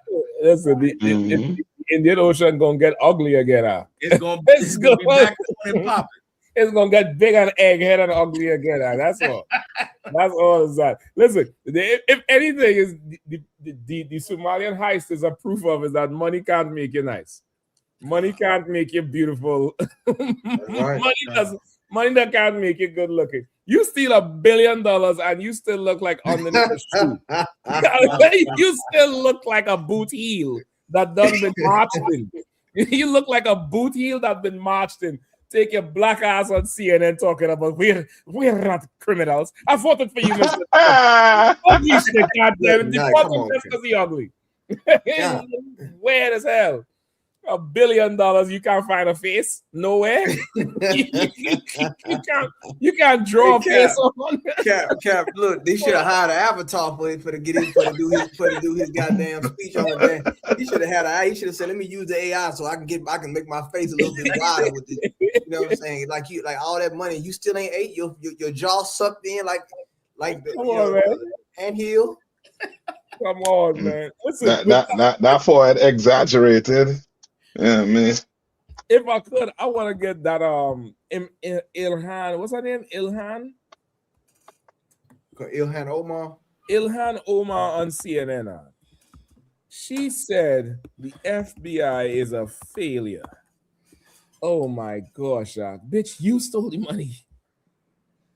How is the FBI a failure? How much of that money went to your campaign? You know they're gonna ask.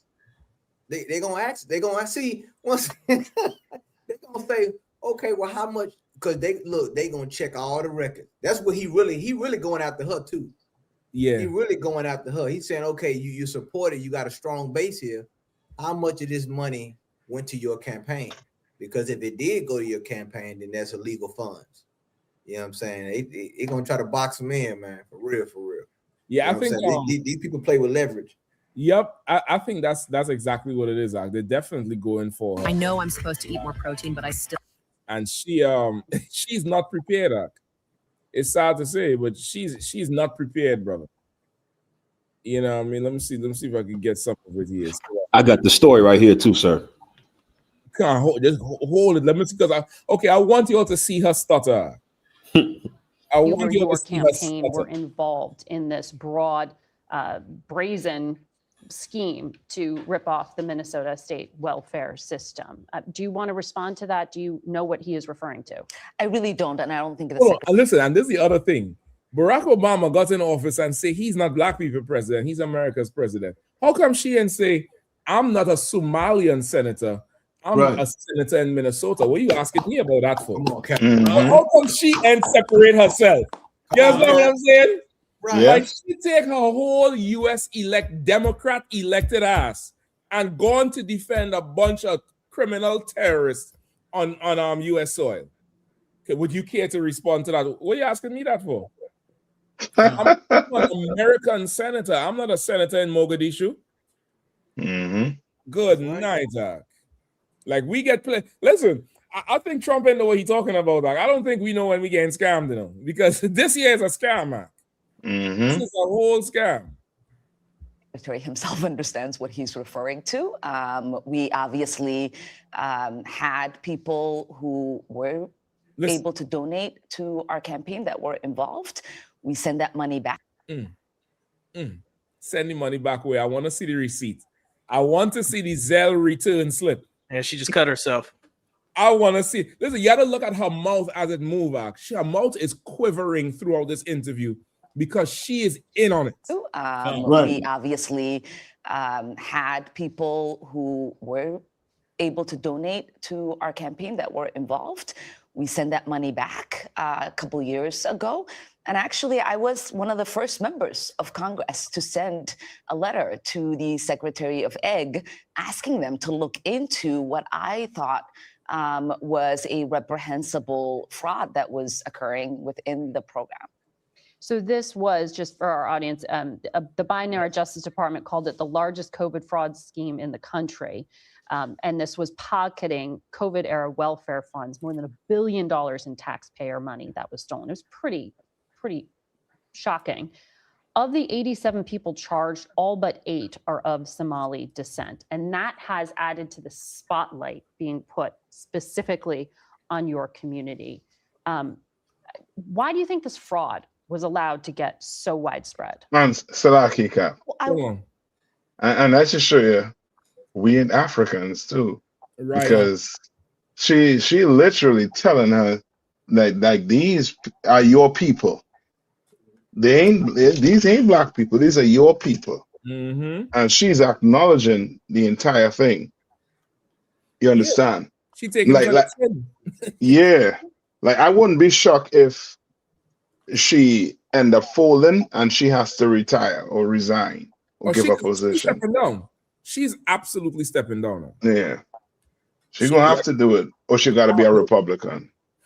Or she gonna have to, you know, be part of sending them to jail. And she ain't gonna want to do that. She ain't gonna want to do that. She gonna be out of her community. You know what I mean? Let me get some more of Ilhan. I want to say, you know, this also has an impact on Somalis because we are also taxpayers in Minnesota. We also could have benefited from the program and the money that was stolen. And so it's been really frustrating for people to not acknowledge the fact that we're also as Minnesotans, as taxpayers, really upset and angry about the fraud that has occurred. Hold on. Come on, Cap. She wasn't the one who stand up against Trump and them with the whole Palestinian thing too. I believe so. That's the first time I heard of her. Yeah, I think that's the only reason, one of the only reason why it came out, because more likely she stand up against him. She came up against him, and they pulled this card. You know what I mean? I don't know. You know what I mean? According to her, Cap, she said she knew about the fraud 2 years ago, and she sent a letter to somebody to look into it. Bitch, you have a whole podium. You didn't come on the TV and say, I'm calling on the FBI to investigate some fraud going up. Right. You ain't do none of that shit. We sent the money back 2 years ago. I need to see it. I need to see the Bank of America documents, the return. I need to see it. Yeah. Let me see some more. So, do you think, though, that there was a failure by the Democratic state government to police itself? This is a brazen, fraudulent activity here. Yeah, and that is what I alluded to in my letter that I'd sent to the Secretary of Eg, was to see where things were going wrong. How can this amount of money disappear fraudulently without there being alarms being set off? And it is something that, we have to continue to investigate. We have to continue to ask those questions. Because, as you Cap- know, Cap. one of the initial defense. She was forced to do this interview. Yes. She don't was want to be there. forced to do that interview. Yep. She was forced to do that. They told her, you better go on there and you speak Yeah. to us, or else we're going to let them know how the house you bought. Yeah. The car you bought. Talking about Mhm. to send money back. And if I could, sir, Yeah. she's frazzled like a woman that's being forced to take accountability. Yeah. And you can see she's itching to blame someone. And I believe it's about to come up after this. But it's everything inside of her spirit is screaming, it wasn't us. Oh, it wasn't me. We're not to blame. Like, you could just, I don't know, maybe it's a spirit. Maybe I'm reading through it because I've seen a woman in this position before, but everything about her body language, just the clenching of her jaw, she's having to take accountability, and it is eating this broad alive. She's not prepared for this at all. Salaki. Yeah. If I could, sir. What? So, if I could, sir, they say her net worth went from 65K to 30 million. When? Nah, come on. When? From the time she went in as a congresswoman, her net worth was 65K. Right now it's 30 million, sir. 4,000 over 4,000 percentage up since she went in. Warrior, do me a favor. Look up Trump net worth in 2007, and what was his net worth in 2012? 1-2. Not Trump. Obama. Salakia. Obama in 2007, and then his net worth in 2012. Just one term being the sitting president of the most powerful country the face of the earth. It's just, I'm curious. Yeah, I mean, let me see it. Let me see your face, bro. Let me see your face. Raise your head. Look at me. That's what I mean. Look at me. Let me I got it, sir. Go ahead. Barack Obama's net worth grew significantly from 2007 to 2012, starting around 1.3 million in 2007 and rising to an estimated 6 million by 2012. That was significant. Hold on, that was significant. 1 million to 6 million. Nigga, there's gamblers who make that fucking arm increase. Right. And he's the president of the United States. This bitch started with how much? 65K, sir. 65,000. She do Uber on the weekend, she making that shit. She do Monday to Friday, and she do Saturday and Sunday, she making that 65. And how much she ended up with? 30 million, sir. You 30, you say? 30 million. She made more money as a congresswoman from a Somalian congresswoman than the president of the free world. So, like, sir, if I could read this. Lock her up. Lock her up. Get her out of here. Go ahead, Warrior. In 2019, upon entering Congress, so like I was wrong, because upon entering Congress, almost estimated net worth was approximately 45K due to student loans and other debts. Wow. So that's where she started, 45K. I gonna run for Congress. I got come on. Her campaign gave the money back. She didn't give back a damn thing. She didn't give back shit. She kept that money that it was given to her, but her campaign, that's a whole nother. She gonna give the campaign receipts. She gonna give the campaign donations, but what went into her independent coffers is not subject for investigation. Listen, don't be surprised They find her in her car in the garage with the engine on. Right. Don't be surprised, that. Do not be shocked if you hear in a few days she done decide she exiting. She she taking the next exit. Don't be surprised, because she, like you say, she looks very uncomfortable in this interview. Yeah. She looks very, very, frazzled and just pressed. Like she's under duress. Mm-hmm. She's breathing. She's trying to convince everybody in there that, that she has nothing to do with it. She's trying extra hard. Come on, Cap. They did her makeup. They did her makeup in a way where you like what she, there's a way women do makeup to kind of, hide certain expressions. Yeah. You see the extra eyeshadow over the eyes, so when she, they know what they're doing. You know, what They I'm hide saying? the contours. They They hide hide the the contour lines. Come on, man. So they know, this is a high stress moment that we dealing with here. So, we got a lot of money. We got money for the Somalian government. You know what I'm saying? So we got to make sure that we can pull off this dog and pony show. But it just go to show you the corruption that go on in America. Like, how can you expect justice? This is what we try to plead to our people. The Lord is trying to show you. There's so much corruption. I mean, you study Greece, you study all these so-called democracies and things that fell because of corruption, all these empires. You see this right here, that they are not public servants. They want the public to serve them. And they will fleece, like you said, Cap, they will fleece whatever they can, to make a fortune. You know what I'm saying? Like, how does a public servant make this much money? Come on. Where's the money going? Yeah. Who's giving you the money? You understand? These are things that, and guess what? She made sure to put her people in position in that area. She made sure about that. That's one thing you can say about her. She made sure that she got them Somalians all that money they can get. You understand? But this is, can I get one scripture if I could, Cap? Yeah, please. She bought a Black Hawk for everybody. Remember Black Hawk Down? She bought a Black Hawk for the whole neighborhood. Everybody, you get a hawk. You get a hawk. She up there talking about, yeah, we found out 2 years ago, and my campaign gave the money back. Do you all believe me? Even come on, man.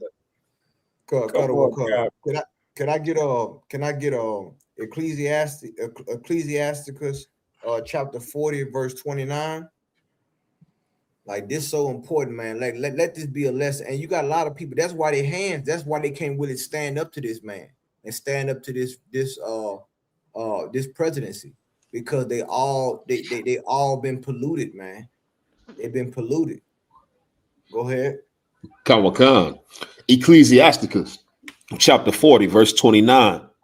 The life of him that dependeth on another man's table is not to be counted for a life. You understand? Black leaders always talk about every election, we need a seat at the table. We need a seat at the table. You didn't read this scripture though, did you? You didn't go into God's word to understand that every table, you ain't supposed to be dependent on every damn table. You're supposed to be built. You're supposed to have built your own. I forgot. The one you built, you left that and went to their table. They called it integration. You understand? Your life not going to be counted for a life. You understand? You're going to just be a decimal in a dollar sign. Go ahead. Kanwakan. For he polluteth himself with other men's meat. And that's what you do. You understand? You think the more money you take that you polluting yourself. And notice this, meat is supposed to nourish you. You take meat and you eat meat when you're hungry. But this right here, scripture is saying that this type of meat is polluting you. Do you understand? It's called pollute is another word for corruption. It's corrupting you. It's corrupting your character. It corrupts everything around you. By you eating, you would think that if you eat something, that you would be made fat. You'll be made great. Nah, this right here, you're being corrupted. Go ahead. Kamakan. But a wise man, well nurtured, will beware thereof. And you ain't wise because you eating off of every table. You know what I'm saying? You eating off every table. And why you think they give you access to that type of money so they can hang it over your head? Yeah. They got the receipts and the invoices. You think they don't know? They already know this. When they took over the FBI and took over all these agencies, they already know the paper trail. Yeah. You understand? You know, they already know. Lord knows what they got. You understand? But because Satan just said, let's just call it a campaign contribution. We don't want to use that word bribe as a dirty word. That word, let's just call it a campaign contribution. Let's call it a tax write-off. You polluted yourself. And that's what you got to understand. And all you black politicians out there, once again, you've been avoiding the UPK. You've been constantly avoiding the UPK. Now, some brothers out there in Texas, they met up with Jasmine Crockett. I guess shout out to them. You understand? They did talk to that sister. That's you understand? right. Out there in Houston. I don't know what's going to become of it, but there's a lot of you running from the UPK. Shout out to the ones that's listening and giving the ear and want to hear what Commander General Yahanna got to say. You know what I'm saying? So that's what we're going to continue to do. So, like, I yield. That's right. So, locking, if I may, too, sir. Come on, because and this scripture that Captain Kahan brought out is so heavy because this ties into what exactly I was thinking while watching this Diddy documentary. And I'm watching these grown men so thirsty to be in an industry, to be famous, so thirsty to be somebody that's known. And they sitting here with Diddy and I'm watching this what's his name, Lil Rod. I'm watching him. Lil R. Yeah, said right. That's even I don't know why he named himself that, or let somebody name him that. Diddy probably gave him that name. But Lil Rod, he's sitting here making making all the damn albums. Made an album for Diddy, did all the work, did all the music. Talented brother, real talented. And because he's so thirsty to eat off another man's table and to be famous, he allowed that man to pollute him. You understand? You polluted with another man's meat. That's describing what happened with these men that want to be famous and with Diddy. You let Diddy pollute you. You let Diddy pollute you for the promise of fame and fortune. And I'm looking at it and I'm wondering, I'm like, did it never occur to them that they could just change their dream of not being famous? No. Like I'm watching, why are they framing it like there's only two options? Like I have to get with Diddy so that I have to be here and take this type of treatment so that I can be famous, because that's the only way I can be famous. There's no other way I could be famous. As if they're not looking at it as, maybe if this is what it takes to be famous, maybe I should realign what I want out of life and what is important to me. Yeah.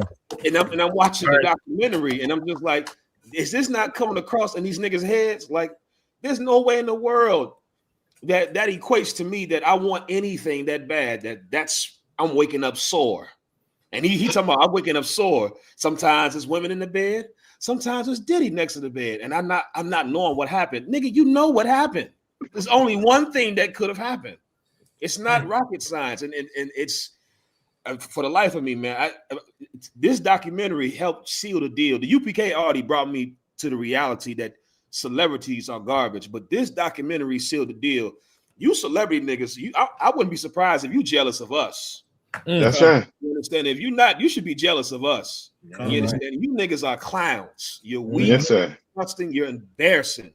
You're so goddamn embarrassing. And every last one of these cats, man, if you want to redeem yourself, if you want to become unpolluted, you're gonna have to find God in the ISUPK. That's it. You understand? That's it, because you are polluted greatly for the things you have done for trinkets in this place. So Kazak, what you saying so heavy, they are jealous. You know why? Because we're free men. That's right. That's right. We're free men over here. We speak the words of the Lord. Like nobody's paying. Like imagine the things they want to say and they wish they could say. Right. But their mouth is full. Because they got another man's meat in their mouth. Damn. Damn. You Damn. understand? The other another Damn. man's meat and your blood. You understand? Like you know, Cap, I'm trying not to go. I'm trying not to get on the Hey, wrong. hey, that Cap Cahoon dropping the double entendres, man. I see what you did there, Cap. Come on, man. I'm trying to just stay out of count. I'm trying to keep from getting checked because sometimes I just want to go all the way, and I have to remind myself to bridle myself. You know what I'm saying? But you know, when you're eating so much, it don't feel like you're doing nothing wrong because you're getting full. But you're polluted. You understand? You're polluted. So like, Good. I get it. Them niggas is cannibals. Eat the man's meat. That's his new name. Cannibals. Oh man. Oh Lord. I did not listen. And the sidebar note with that Diddy thing.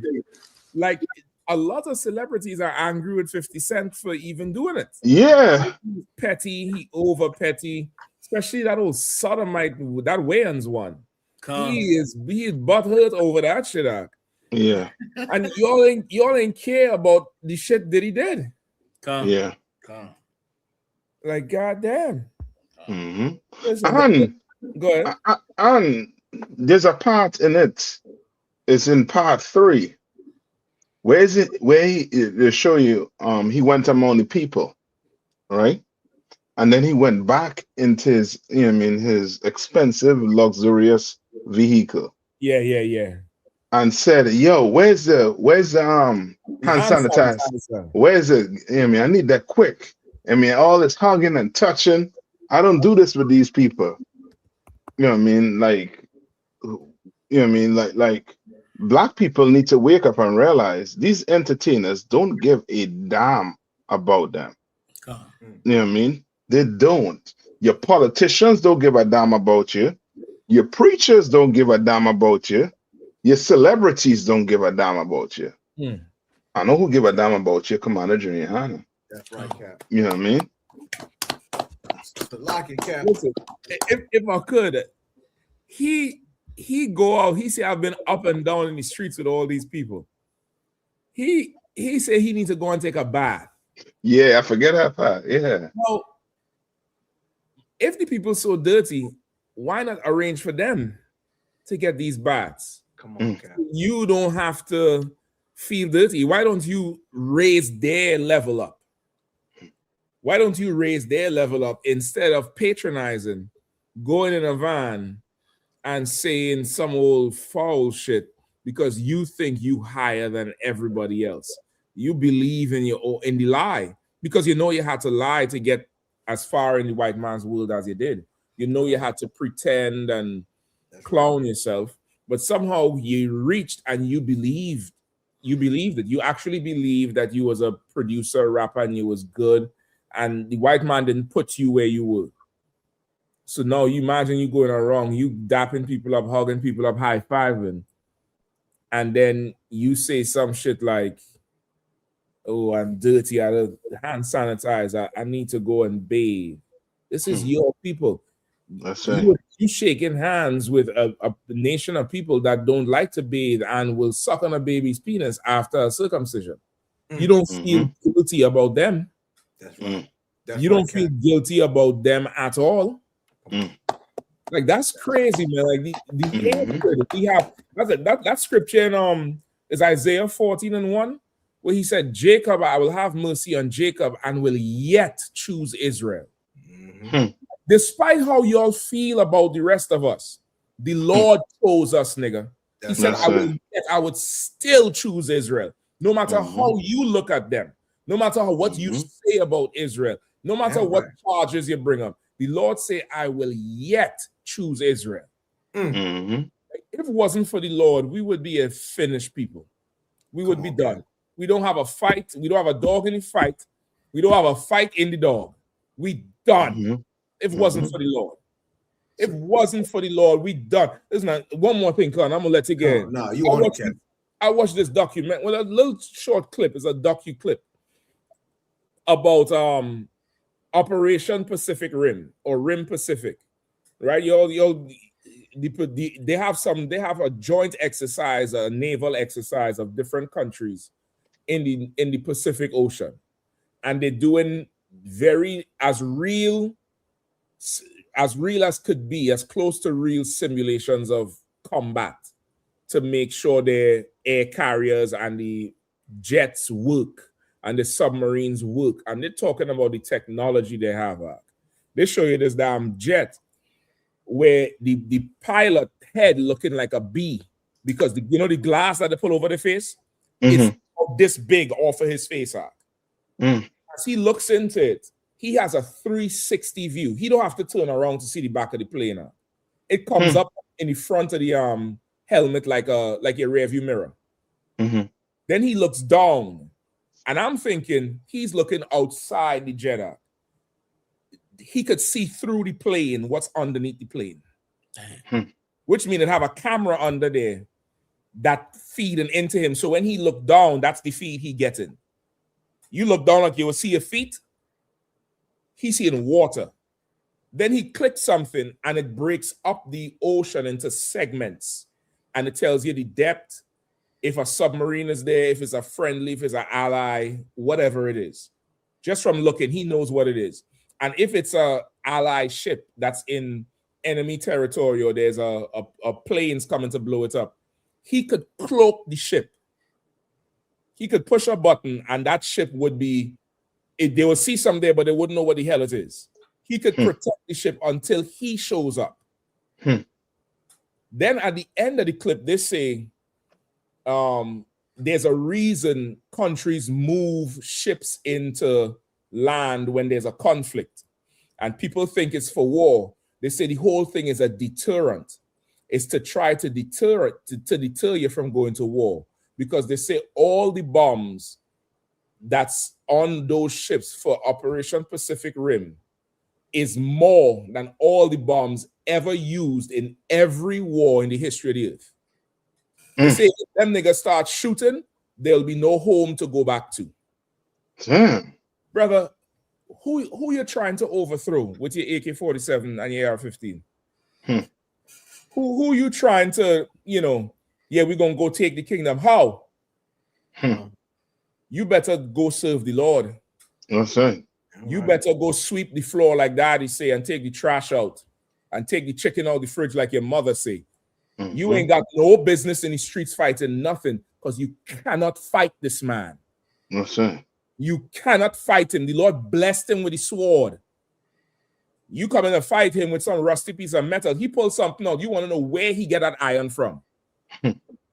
Like, where is this coming from? Brother, you have to stand with the Lord to beat this bastard out. I'll look for the clip I'm sending to you. They'll show you the whole makeup of the ship, the cables that pull the damn things in.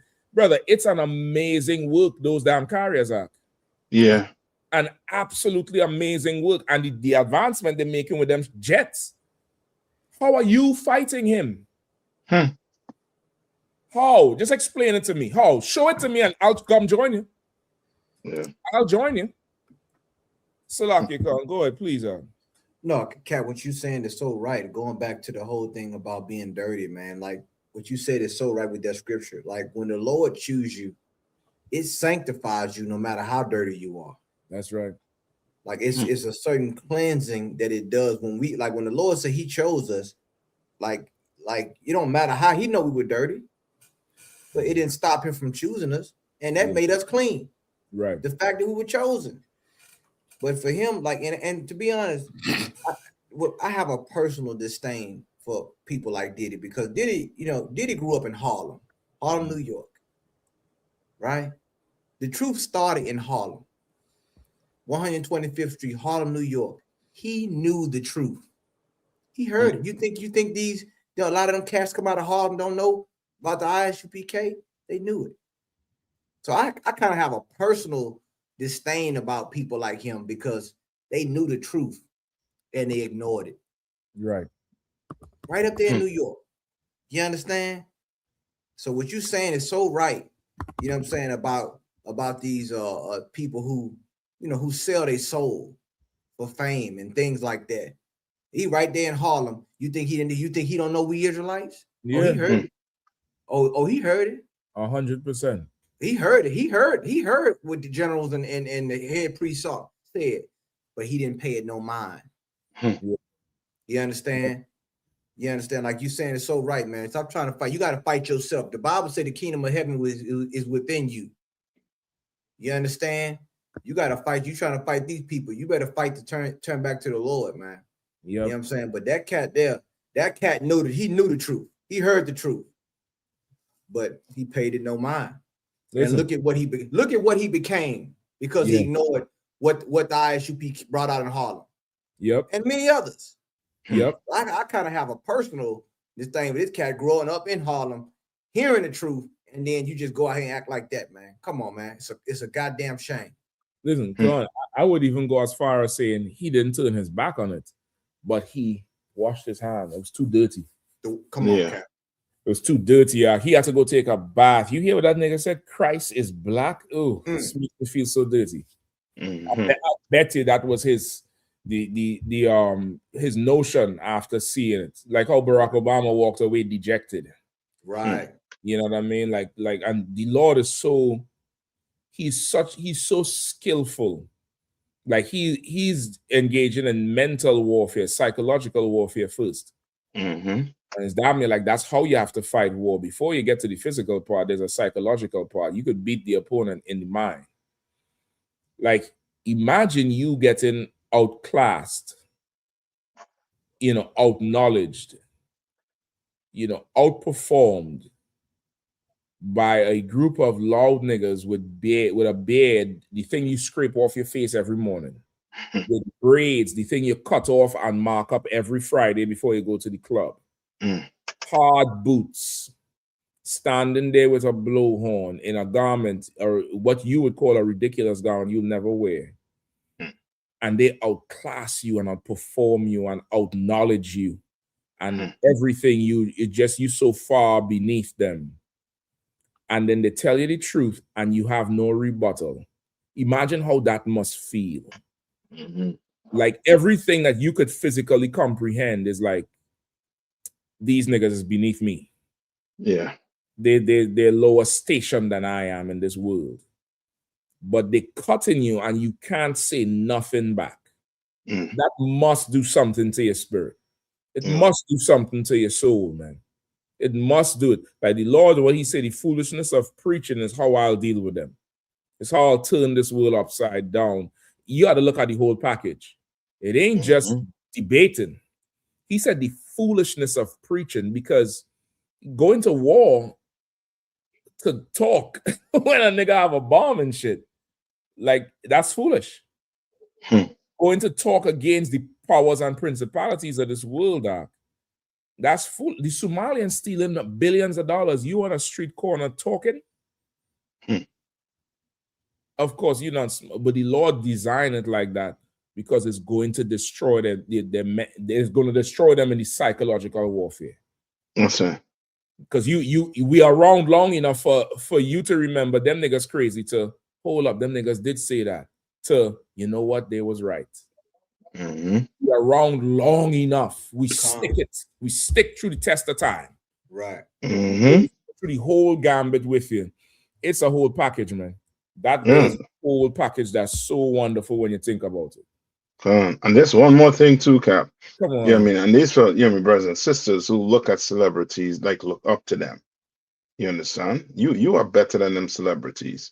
Just imagine, as you're saying, he talking about his own people in that manner, but in the same breath, he is saying he's collecting semen from another man in a cup. Damn. No, that ain't dirty. Come on, man. You understand what I'm saying? Like people need to really, recognize, that, these celebrities they're nothing to follow. They're nothing to follow. I don't care. You name me one. You should not follow them. Yeah. You understand? Because to be up in this kingdom and to be like, in that position then, Lord knows what they did or what they had to do. You know what I mean? You don't know and you don't want to know. You know what I mean? Let's come in here and do what the Lord said to do. Follow Commander Jerry Yahanna. Follow a man that is better than you. That's right. You understand? You gonna follow P. Diddy, you better than P. Diddy. That's right. You know what I mean? You better than 50 Cent, you better than all of them. That's right. Yeah. That's So right. like, can I get one scripture if I could, Cat? Come on, please. Can I get James chapter 4, verse 4? James chapter 4, verse 4. Go ahead, my brother. James chapter 4, verse 4. Ye adulterers and adulteresses, know ye not that the friendship of the world is enmity with God? You understand? Like, man, you trying to be friends with this world, man? It's enmity, man. Like you like the Lord, you're gonna be an enemy of the Lord, man. You understand? Because you don't fit in with this world. This world hates the Lord. You understand? This world hates perfection. While Christ was talking about the darkness couldn't comprehend the light. They don't want to serve the Lord. They hate it. You understand? The friendship with this world is enmity with God. Go ahead. Whosoever therefore will be a friend of the world is the enemy of God. You see that? You trying to be a friend of this society, man, you're gonna make yourself an enemy of the Lord, man. Yep. And look at Diddy. Look at this situation. Look at the and it's just and there's many other that's nameless that went through these things, man. You know what I'm saying? Trying to be a friend. You can't be everybody's friend in this kingdom. Everybody ain't your friend. Right. You understand? And if the Lord love everybody, why did it say you're gonna be an enemy of the Lord? The Lord care who you associate with, who you friends with. That's right. That's personal. A lot of people don't see it that way. But the Bible, I didn't write this. This is God's word. That's right. Be careful who you friends with. Be careful who you align yourself with. So like I yield. Yep. Listen, man, we right over the time. I think we gave you all what you all needed for tonight. Y'all could go check out Ilhan interview, brother. She went on to say the FBI failed in doing their job. They couldn't catch us. That's the problem. She spoke like a true old school bandit. Like she could have done it back in the days with it's the coppers. Step on it, Benny. She could have been back in the day. Like you're too slow, flat foot. That's why I got away with the loot. Brother, she went up there and said that on CNN that the FBI failed.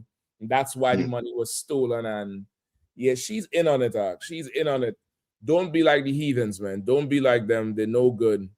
You know, they're less than us, they're lower than us. You know, come find out your heritage, come find out your history, know who you are. That's the right. Israelite School of UPK, Universal Practical Knowledge, under command and journey, Yahanna, man. Since 1969, we've been teaching the truth. And ain't stole a dime. We do steal though. We do commit larceny. We do commit what's you call it? I think it's larceny you call it then when you steal over a certain amount of money. Grand larceny. Grand larceny. We steal back from this empire blacks, Hispanics, and Native Indians that's been enslaved and oppressed. That's the only thing we're guilty of. We go in there and we plot and we take down and we bring back the spoil. That's the only thing we do. You understand? Pay your tithes, 10% or the increase in anything must come into the priests and prophets of the Lord, isupk.com. Pay your tithes. April 4th, man, 2026, the Lord's Passover. We have a whole week jam-packed lamb slaughter, black party, kids party, you know, daycare, you know, everything going on, man. Range, we're going to be down there doing stuff on the farm. We're going to be horses, you know, animals. Bring it out. They have a whole competition for the brothers doing the basketball and the football. You know what I mean? The whole 3-point shootout, hitting the target, dunk outs, all that good stuff, man. We have a whole thing lined up for you. So let's you know, make sure you get it in tune, all right? And with that, the usual suspects who always on every Wednesday. Captain Nathak holding on the Carolina. Yeah, I mean, holding the whole thing on the Passover. Captain Gahan holding on the South, man. And then the whole thing get down there on that BH ranch doing the whole damn thing. We got Captain Kapash holding down Indianapolis. Right. West doing VR brothers rocking it out. We got Officer Warrior. As usual, you know, that's right. Down Officer Kazak Aymar 1 and 2, man. Right. Left punch, right punch, hook, straight and hook. You know what I mean? I know the Captain Saka one, he had to step up earlier on, but he also in here, Memphis, Tennessee, man. That's right. You know what I mean? And of course, last but definitely not least, Commanding General Yahanna, hardest working man in Israel. Come check him out every Monday night, 9 p.m. right here on this channel to give it live and, you know, real deal, man. With that, we say shalom. Come. Come. Shalom, Israel. It's that time again. The ISUPK, under Commanding General Yahanna, presents the Lord's 57th Annual Passover. That's right, the Lord's 57th Annual Passover, April 4th, 2026, in Houston, Texas. All Black, Hispanics, and Native Americans are commanded to observe the Lord's Passover. This will be the biggest Passover to date. You do not want to miss this. Fresh lamb, fresh wine, and bitter herbs as commanded by the Most High. Only $200 per person, ages 17 and up. The biggest event of the year. There is only one Passover, and it's under Commanding General Yahanna. See you there, Israel. Shalom. Nobody else there to compare to. Train for war, men of war, and warlike apparel. Prefer our leaders, can't get between us. Watch where you stepping.